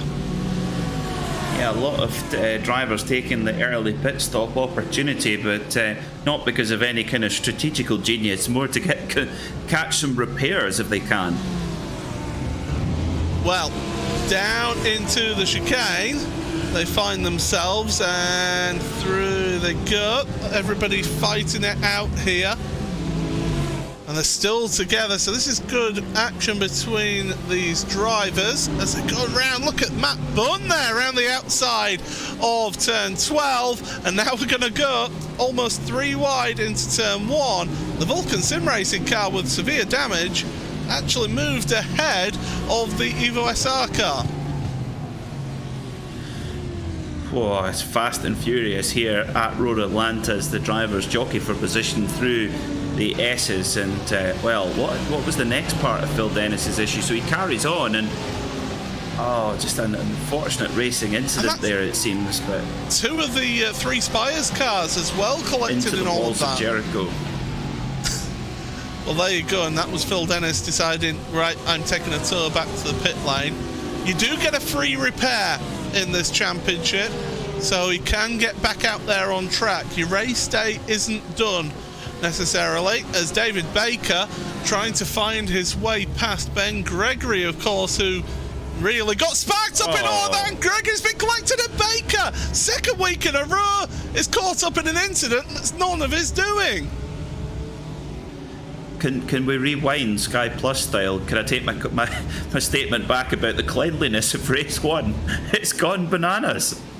Well, but you weren't wrong. Race 1 actually was a really Super good, clean. respectful driving.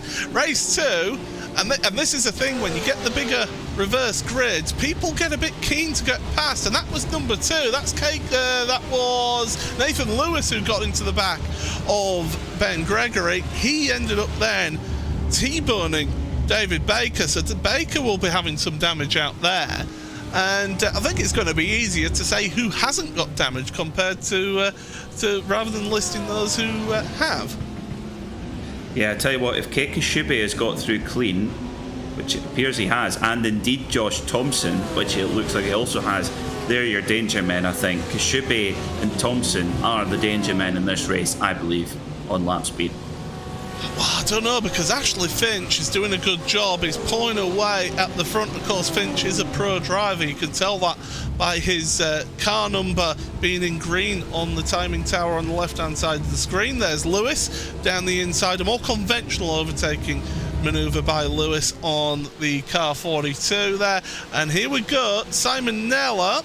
Something's happened to him, and that's another one of the BS cars getting in contact, and then a year 1 car gets involved. Please don't say that's Bradley Hulse.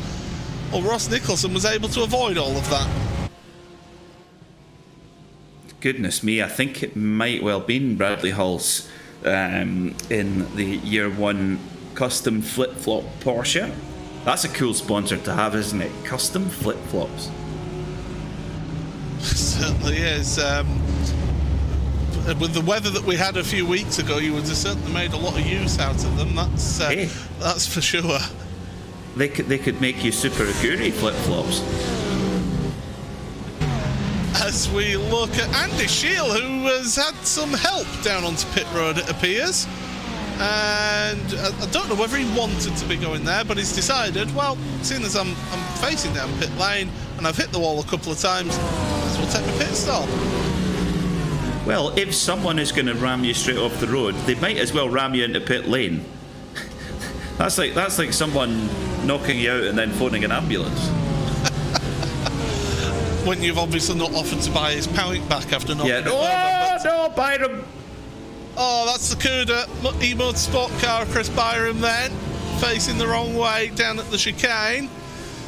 Careful of your rejoin to the track, as Nathan Lewis actually sets the fastest lap of the race here. So Chris Byram back up and running and able to get going again, but he's dropped down the order down to 33rd in this race.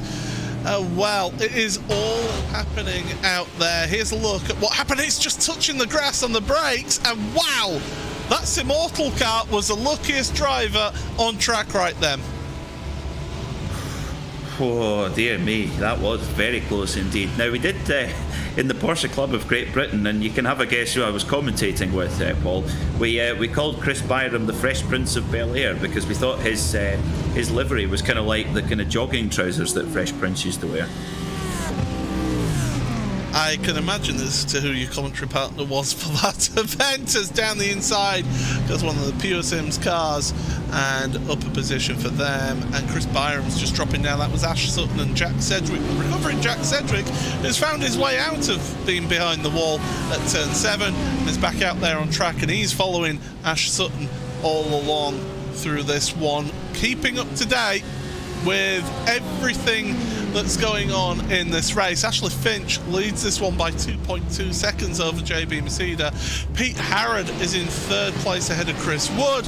Here's something that's happened for Tom Stevens in the Evo SR car, and it was nice of Morgan Butler to help him back round, and then Morgan gets pinballed a little bit. Oh dear me, there's a lot of damaged race cars in this event. We're only 15 minutes in. This is extraordinary as Kei Kashubi takes the fastest lap of the race, and he is closing down the time delta to the number 60 car of Finch. So, but he has got a whole load of traffic to get through first, and that may well call Kei Kashubi to come into pit lane early, and indeed maybe Josh Thompson, because they won't be able to deploy their full pace right now. Yeah, absolutely. So Kashubi working his way past Simon Nella. Of course, not Simon Nella, Alex Nella, should I say. Up into the position there, and over the hill they go, downhill, and Josh Thompson heading to the pits. He's decided, he's seen that traffic in front of him, and he's just said, I've had it, I'm going onto pit road, I'm getting my pit stop done now. There is a little bit of a gap out there on track. I'm looking at my track map that I've got on my timing screen, but there's Thompson. He's getting his fuel right now, and he's going to come out of pit road right now. I think he might end up in a chunk of traffic, actually, if I'm honest. Oh yeah, here it comes. You can see it just at the back of the shot there. Oh, this is not what Josh Thompson needs, so he could be in an even slower group. Quite possibly. Let's see. And he comes back out onto the circuit. Not too bad. Just and no more. So now, hammer time. Go. Crucially for him, Ash Sutton is the car in front of him, and we know that Ash can be a quick driver here in the series. So he's actually found himself a good dance partner to work with there, and be able to go on. So Kei Kashubi, he's working his way through the field, though. He's still working his way through, and it's working out nice for him. Now, if you are wondering, the green driver banner, that means that he's a pro driver, as allocated by the admins in the series. The more yellow banner, that's for your Pro-Am drivers, and I can tell you that Anders Ankerson is not the best Pro-Am driver. That would be JB Macedo, as Ankerson takes to the grass on the exit of turn 1. He was squeezed a little bit out there, and he's going to find himself dropping down the order to 11th place. So it's JB Macedo is the best Pro-Am driver at the moment in 2nd place. And then the red banner, the more sort of pastel red, I would say, is your AM drivers, and the best AM driver out there right now is Paul Webster. I do believe... No, it's Max Wolf. What am I talking about? It's Max Wolf in 6th place. He is the top amateur driver right now. So that's how you can keep up to date with all the different drivers. Of course, you can keep up to date with line timing and scoring on RaceSpot.tv/timing2 for all of your timing needs. As we head on down to the chicane, onto the brakes, and that is going to be Pete Harrod moving up ahead of JB Masida. And Masida actually has got his teammate Chris Wood right behind, and Masida is not going to give this one up without a fight, but Harrod just has the legs on him in that Lamborghini. So the Lamborghini is nearly a bit of friendly fire there with the Team Mad cars, and indeed there is. Yes, I did think that would cause an issue, and bang, straight in to the barrier there for JB Masida. Oh dear, oh dear. After starting on pole position, he's found himself having to take a tour back to pit lane after finding the wall at turn 1, and it was Chris Wood, his teammate, who helped matters in that one. Would it be bad to say that he needs to extend the branch to his teammate? Here we have a look then. So Wood actually, I think, is more defending from behind, and JB finds a tyre wall. If you go back a frame or two, there was definitely contact there. Oh, absolutely. And I could tell you that there's been an incident on pit exit, because my map has decided to have a yellow flag, and it was Oscar Cooper getting involved with somebody coming out of pit road. So that's just flagged up on my timing screen. So again, that's a good point that we've not really touched on here. Pit exit is so difficult out of here. Now, Alex Neller decided that this was a rallycross course. Oh, oh, that's nasty. I've never seen someone hit that wall before, because he nearly caught it. He had the whole of the front straight absolutely swapping end to end, and Alex Naylor, huge hit to the wall there. And a race 3 winner from Phillip Island, don't forget, hitting problems here. Keika Shube, look at that, up 27 positions. Of course, he owes us a pit stop yet, as does Nathan Lewis, who's gained 24 positions. Shube trying to move his way forward in all of this. He's got Pete Harrod in front of him, and Ashley Finch is not that far ahead of there. Now, this is what's happened to Oscar Cooper. This is pit exit, and the Lamborghini coming out of pit road just decided it wanted to defend and went straight across the track. I'm sorry, but that's on the driver coming out of pit road, in my opinion. It always is, yes, absolutely. Oh my word, that's really awkward really unlucky for Oscar Cooper, and Lee Berridge hitting issues as well in that, it must be said, beautifully painted boosted motorsport car. John Roberts looks like I think he took a sympathy spin, did John Roberts, yes, with his compatriot out of the Boosted stable as they go through the turn 3, 4, down through the S's. And look at the pressure that Pete Harrod is now having to absorb from Keika Shube. Of course, as we say, Sim Racing's favourite powerboat racer. He is currently behind Hampton Pete, as he's known, and he's going into turn 6 and 7. Shube will be wanting to get a good run out of turn 7 here to get the slipstream, make that one count down the back straight. I tell you what, this will be interesting. I think if Keika Shube gets stuck behind Pete Harrod for another lap or two, that might trigger him to go into pit lane, but I don't think he's going to have to wait. He's got to run in the Lamborghini. We know the Lamborghini is weak on the straight, it's excellent in the corners. BMW's kind of got it all the way around, and that was mirror signal maneuver stuff. There is a proper straight line and speed advantage for the BMW M4 GT3 at the moment. That's its party piece. And now Keika Shube, I would imagine, Paul, will run this tank dry. Yeah, he'll go as long as he can. They're 5.5 seconds behind Ashley Finch in all of this. So Finch, again, he'll be another one who'll be trying to run the tank dry, go as long as possible here. They've got a nice little bit of a gap in front of them before they get any traffic. So you may want to try and time your pit stop around when you reach that traffic, Peter. I think that's when you're really going to be looking at and thinking, that's my time to come on pit road. Yeah, absolutely. That's going to be just maximising every lap out on track. And what is incredible is that now, as impressive as Ashley Finch's pace has been, which is very, Keika Shube has actually reduced the gap to Ashley Finch while cutting through 3 or 4 cars. I mean, so he's been overtaking cars and cutting time down to Ashley Finch as Phil Dennis down the order, but still lapping very quickly. But that just shows you the edge, I think, that Shube has got right now. But with 16 minutes to go, he's still got a chunk of time to make up. It's worth pointing out you do get a bonus point for the fastest lap in your class, so Phil Dennis has just helped himself to an extra point there. In the championship, by the end of the season, that might help out, as Nathan Lewis takes the Alex Nella line, keeps it out the wall, but does end up, he's maybe going to lose a position there. He's got Chris Wood down the inside. It's the inside now for Lewis, and Wood just backed out of that and went, you know what, you have that.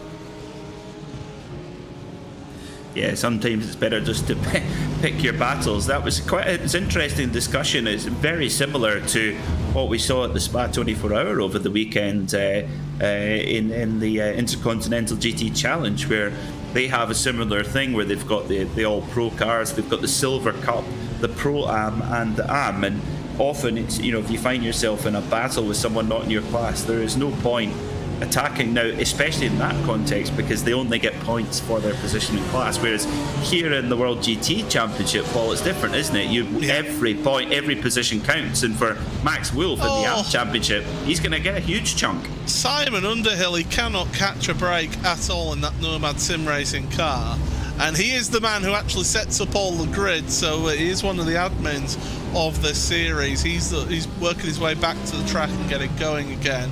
He's just not had a good day at all out there. Thank you very much, Ash Sutton, for letting us know what's happened to you, and that is that he had no sound, no audio on his sim, and it was a real struggle for him, and that's why he's ended up parking his car. I can tell you, as we saw that incident there, we've seen a number of cars actually flat out retire the car from this race.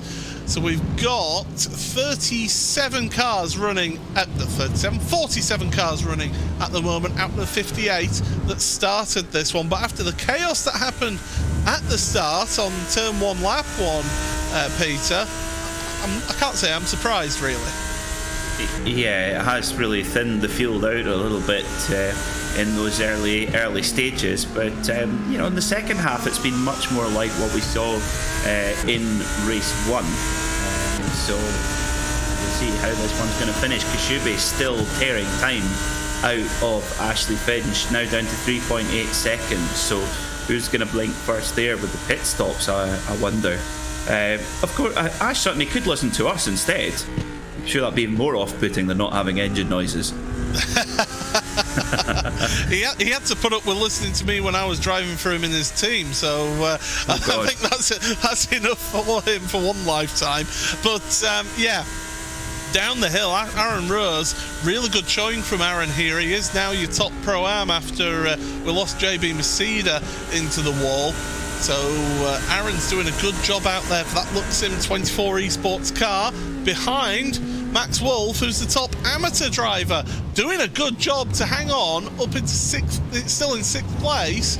Started on the 2nd row, did Max, so this is a really good driving. No, it was 1st row, should I say, front row of the grid. Doing a very good job out there to keep it in 6th place.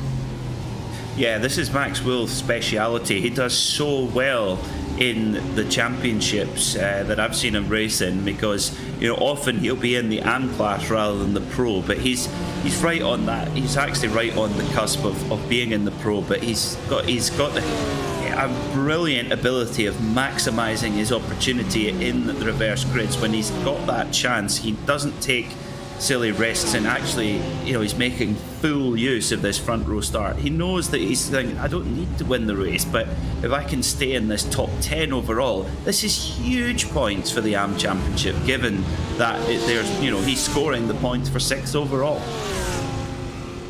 As they come through the corner here, here's one of the Team Mad cars. That's going to be Chris Wood, coming under pressure from Pete Harrod. Now, these two, they live just around the corner from each other, so if anybody knows each other out there on track, it's these two, and there's a friendly rivalry between these two, I can tell you that. So it's great to see that the two of them are together on track, and in fact it's Chris Wood who's made his way past Pete Harrod in all of that, so moved up into 4th place in that Porsche. So good work from Chris, and we're getting towards that mark where you're going to see the last few pit stops happening. Simon Nella, turn 5 has finally taken a victim here.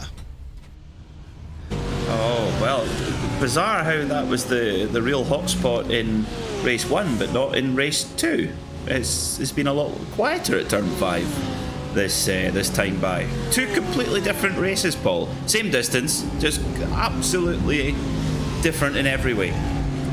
I can tell you that Matt Bunn has taken a second trip down to pit road, so something's happened to him out there on track, and he's had to head on to pit road once again in all of this, as we keep an eye on Chris Wood right there. We've got battling further down. That Mercedes cocking a wheel right there through turn number 5. A lot of damage out there and well, Jack Sedgwick trying to make his way past Tony Draper, and does so in that Ferrari, although that Mercedes giving him a good fight. And behind him, Morgan Butler and Michael Blake in that queue of traffic, and Butler now with that BMW grunt, and he's getting the slipstream as well from that Ferrari of Jack Sedgwick. That's really helping Morgan in all of that. Oh, I tell you what, that is hot and heavy in that battle there. I hope they're wearing a pair of 3M gloves for the sweaty palms to keep cool under pressure. Nice little plug there, that's for sure. I'm sure by the end of the season we'll get a pair of gloves. But anyway, so we go downhill and across the line once again. Now, I'm keeping an eye on my timing screen just to see if your race leader comes onto pit road, because we're getting to that stage where we saw all the drivers coming by 10 minutes to go in race number 1. Now, we did have, of course, that caution period for about 7 minutes. So they will have saved a lot of fuel there. We could potentially see somebody come onto pit road in the last couple of laps here in this race. I think so, and if you've got clean air, just keep pushing. Just keep pushing until the clean air runs out. And Kei Kashube is making full use of that. 2.2 seconds now the gap, so he's getting closer and closer as Max Wolf comes to pit lane. It's been a really good drive so far from the Dutchman. Yeah, the top amateur driver before he headed onto pit road. Nice little short fuel stop, and then he will be away again. There he goes, power down in that Porsche, and away he will filter out into the field round about 14th place at the moment. So there's still quite a few drivers who owe us a pit stop out there, and we're now on board with Ben Gregory. He's had everything happen to him here in this race. Had, of course, the turn 1 incident that really kicked off that big drama. You see that Sim Sticker's car in front making the move. That's Ross Nicholson on Michael Blake, and Ben Gregory's following him through, as is Alex Neller, the recovering Alex Neller, and Michael Blake almost heading off into the weeds. Oh dear, you don't want to get stuck in those Georgia weeds, that's for sure. That's not where you want to be. But 8 minutes to go here at Road Atlanta, and now pit lane starting to get very busy indeed. A few wounded soldiers here in the pit lane getting repairs, but whoa. Now, Pete Harrod in there as well, but the leaders are going as long as they can.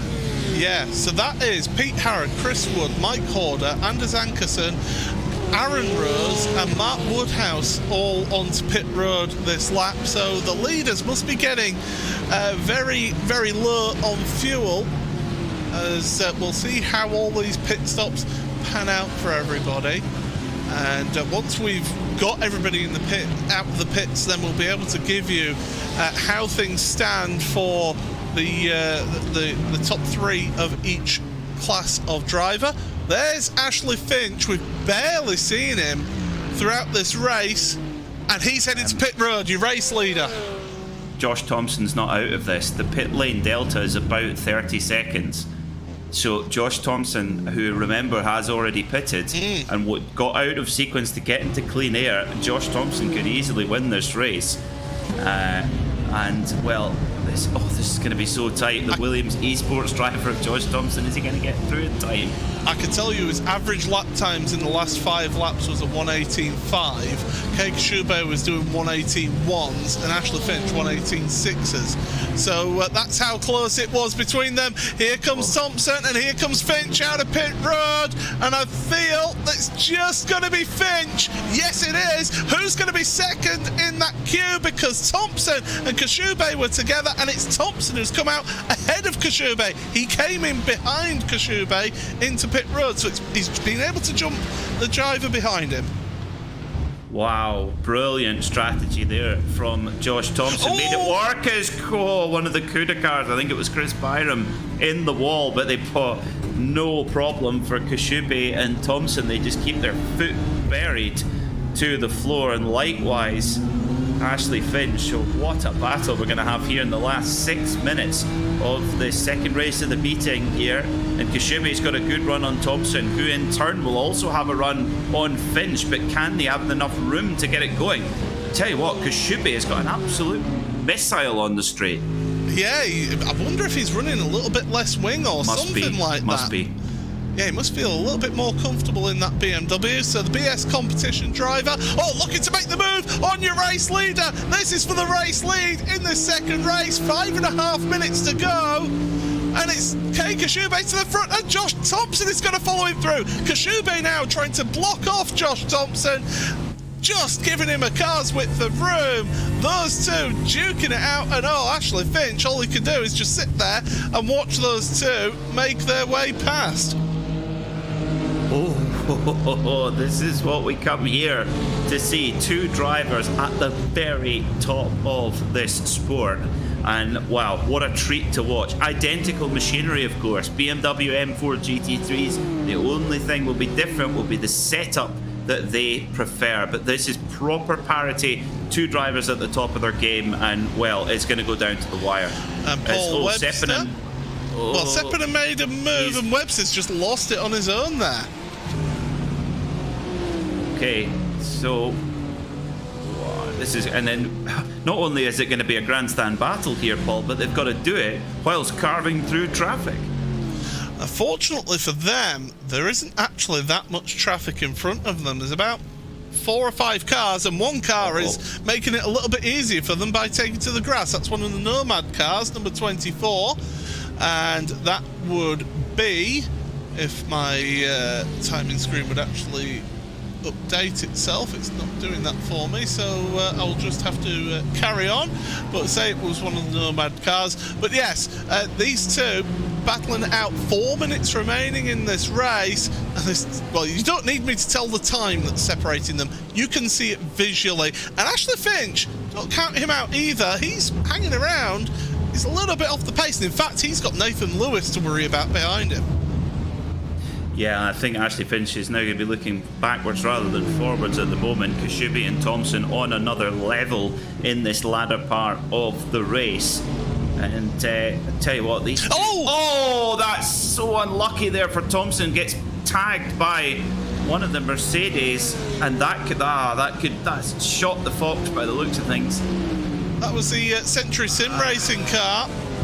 Just the tiniest of touches, and I think that was Ryan Hamilton or James Whitehouse, one of the two, who unfortunately made contact. So Finch is trying to make a move on Thompson whilst also defending from Lewis, but that's allowed Kei Koshube to be able to pull away and get ahead, and Thompson, he'll be spitting feathers in all of that. Yeah, you're right, he will be. And not entirely sure what the Mercedes was doing there, but to be fair, he didn't have much room to work with, but he had enough, I would say. As Nathan Lewis makes his way past Ashley Finch there. So BS competition 1 and 3 with Josh Thompson in the 3M car.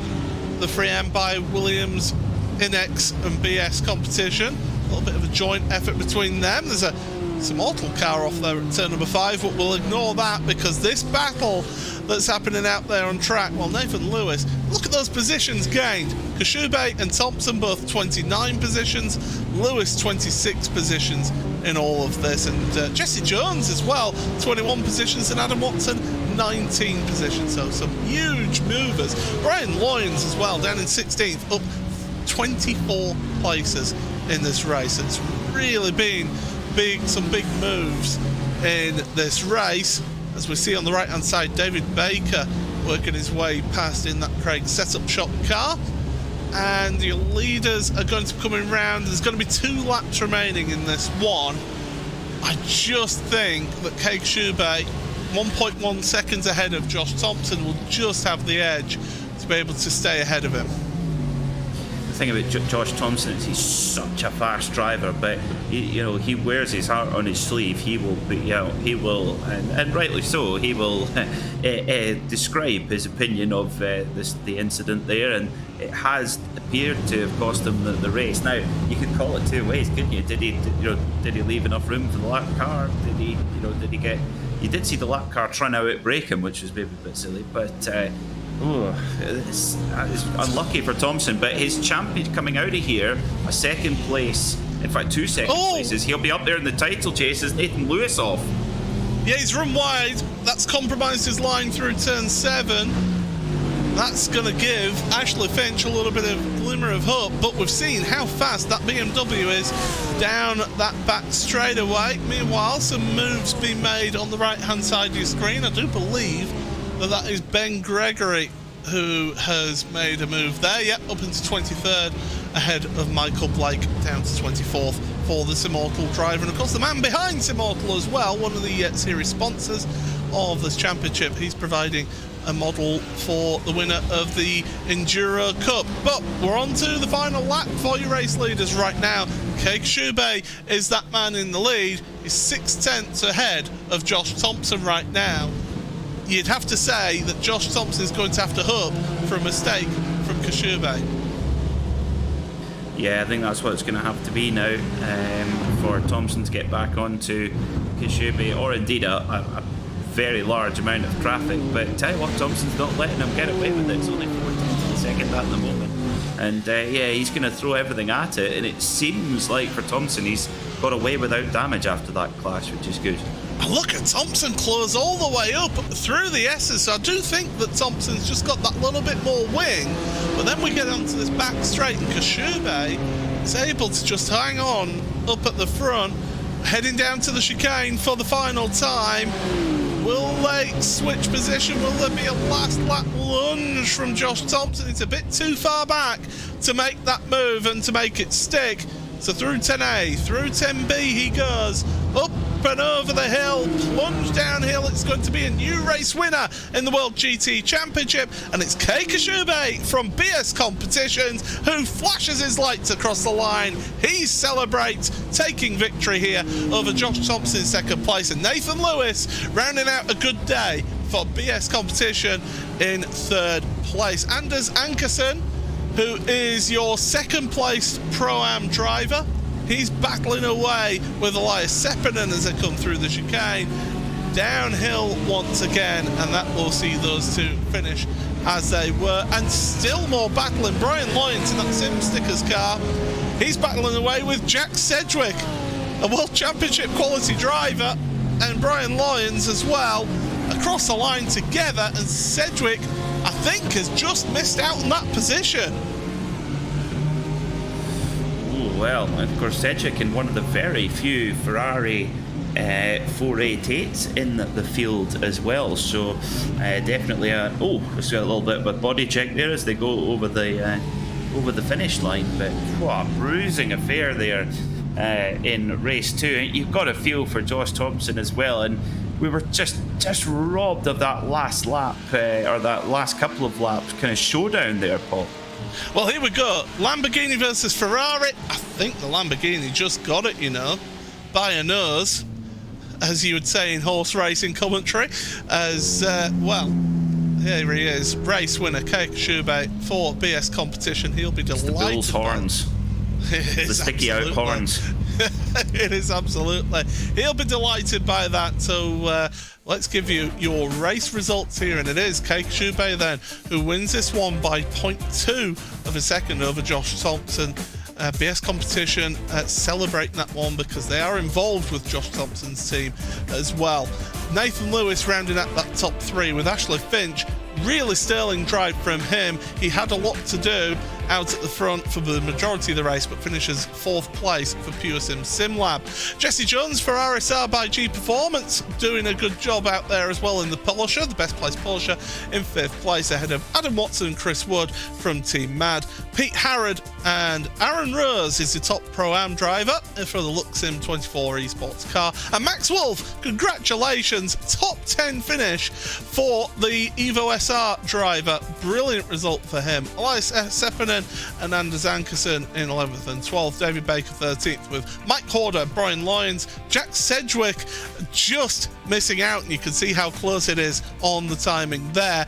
Miguel Freitas was with them as well. Chris van der Ness, Ross Nicholson and Matt Woodhouse round out your top 20.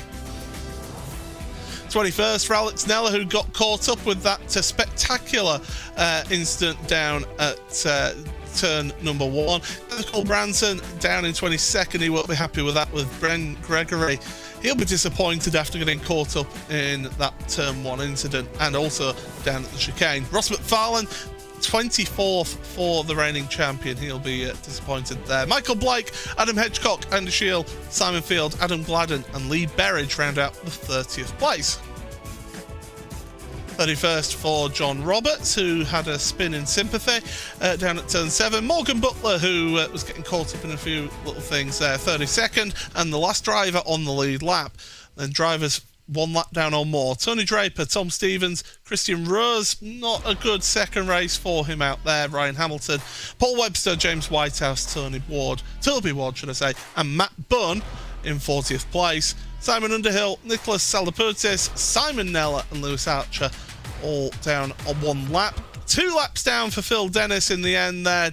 Not his day after getting caught up in that chicane incident and also the incident then dropping down through turn number 12. Matt Turnbull, Chris Byram, Joel Evans, Jason Dilworth, Ash Sutton, and the last couple of drivers to look at as well. JB Masida, your early race leader, Oscar Cooper, Elliot Harper, Tim Perry, Michael Evdoka, Bradley Hulse, Andy Archer and Lars Van Rijn all did not finish in this race. And well, Peter, it was a true race of attrition out there in this second race. A big reverse grid with 32, and that turn 1 incident just caused mayhem at the start of the race. It did, and it did not take much to trigger that incident as well. It just one tiny tap and round they went, and chaos from there. But and it was I think it was a great call by the race organisers to bring the safety car out at that point, because there was a lot of winners and losers in that, and a lot by no fault of their own. So I think to reset the field and neutralise things, I think was the right call, because it was pretty messy. Well, there is a policy in this championship where if there's the only time they do bring out the safety car is if there's a complete track blockage, and I think we could safely say that there was a complete track blockage there. So a correct call, I feel, to bring out the safety car then. But then we got the restart.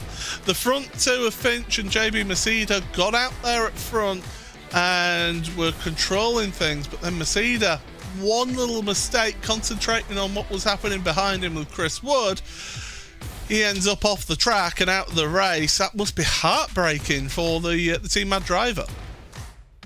Yeah, I think so, especially if I still think there was maybe a little tap from behind, only a very slight one, maybe in the braking zone with his teammate Chris Wood. I don't know, we'd need to see it again, but Masida will be frustrated.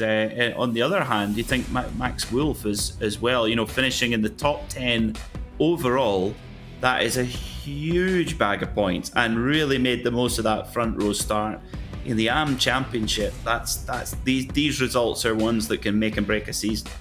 Yeah, they certainly can, and Max, he is a very good driver, can really turn a good lap out there, and got the most out of his car. The top Pro-Am as well, Aaron Rose, making the most of everything, making hay when the sun shines, and he finishes 8th overall. So again, another big turn of points there. We do have one person waiting to speak to us in the interview room, so let's bring him up. And Peter, why don't you take it away with the man who finished 2nd place, Josh Thompson. Josh, welcome to the RaceSpotTV commentary box. Oh, you had the strategy call there. It was so close at the end. Tell us about the race from your view. Yeah, I'm probably the most good I've ever been in a World GT race, to be honest. The strategy, yeah, basically all started because I saw Phil was quite high up after the first incident. Like, he jumped like 14th, so it was basically, I knew what I had to do. I played it like that at Daytona. I came in early and it worked, so I just did the same thing. And it worked. Like, I fell into that gap where a lot of people are like pitting in, so I could get the toe, they'd pit in, so I'd gain like 3 tenths each lap. It was working until literally, I think their in lap, a Pro-Am or an Am, I overtook them. They then just resent it next corner and hit me off, which cost me 1.5 seconds, which is why I came out behind K after the pit cycle.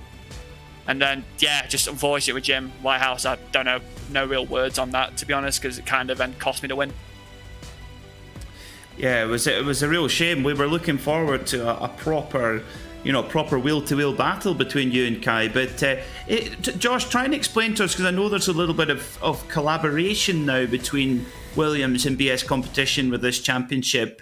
Does that mean that you get a closer look at guys like Kai and Phil Dennis and what pace they've got during the week? To be honest, no. There's they run their own stuff, I run my own stuff, and obviously Jack runs his own stuff.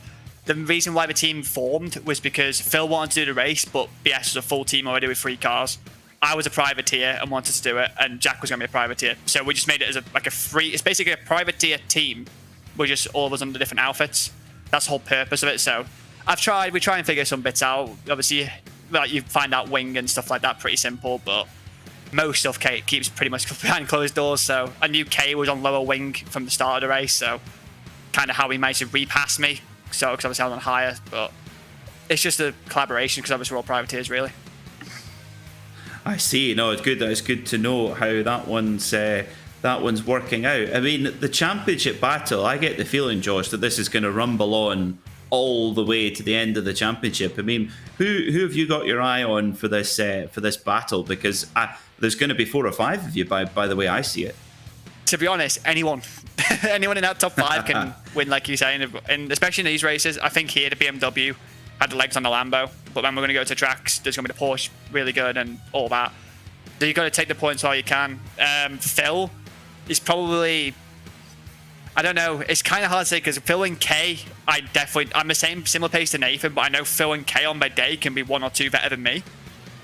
So it's races like this where I need to literally pick up the maximum. That's why I tried so hard at the last 5 laps to catch Kay after that incident. So obviously it's anything between all of us, and it's going to literally be down to who has a worse race. So Phil's had 2 average meetings now because he's had an issue in one of the races. Kay had an issue last week, so obviously I knew I had a point advantage on him, but it's going to go down to the wire, and I think any one of us can win it if we keep consistent through the championship. Well, it's certainly job done here at Road Atlanta, Josh. The win didn't come, but 2 podiums. Congratulations, and really excited to see you guys go at it again at the next round. Thank you. Cheers, guys. There we go then. Josh Thompson joining us. He seems to like to give us a weekly roundup of his results. Well, that certainly was an event-filled round here at Road Atlanta. But next time out, we head on over to Silverstone for one of the endurance races. So an hour and 45-minute race, 2 mandatory pit stops in that one. It's a single race for these drivers. This is going to suit those drivers who prefer the endurance events. Yeah, there's been a few drivers who mentioned that they're really looking forward to that, and there's opportunities up and down the grid, but I think that is where in the endurance where we'll really see the cream rise right to the top, because the relentless pace that these guys put in, they're never that far from their qualifying pace, and they can just drill those lap times in one after the other. And I think that's where it's going to be really, really tough for the other guys in the field. And who's going to come out on top? Couldn't honestly tell you. I've got as little idea as Josh did of who's going to be the driver to watch for. Absolutely, and you would think as well with that, there's no reverse grid, of course, next week for the drivers to contend with. So you are going to see people on qualifying pace out there, and certainly it will help spread out that field and to not have the same issues that we had, especially in that second race, where people just getting caught up in silly little incidents. And of course, Silverstone Grand Prix circuit, it's a fast flowing circuit. You've also got some slow corners, especially in the newer I keep on calling it the new section. I'm still very much a turn left at Abbey, you know. But yeah, it's 10 years old. You wouldn't believe it. But through that section, there's a couple of slower corners there, and of course Brooklands and Luffield as well, being a little bit slower. So you've got a little bit of compromise to make with your car, haven't you? That you do, but I think those areas that you mentioned, particularly the new loop section or the Melbourne, yes, what's it, Loop and is it Loop in Melbourne? I think it's called. I can't remember. And then out of Aintree, it tells you how much I know about Silverstone. But yeah, but what I would say is that normally when you see a circuit as treasured as Silverstone get changed, you go, oh no, it's going to be a disaster. But actually, you know, I don't think it's the most exciting section to drive around, but it gives so many overtaking opportunities. Yeah. We see it on both 2 and 4 wheels that if you're going to get a move done, that's your spot. Yeah, absolutely. So it will give plenty of opportunities. But that is all that we're going to have time for here on the World GT Championship. Thank you, everybody, for turning up and joining us here. Make sure you join us next week for an hour and 45-minute endurance race around Silverstone. That's going to be brilliant. From myself, Paul Smith, and from Peter McKay, and also from Hugo Lewis behind the scenes, we wish you a good evening.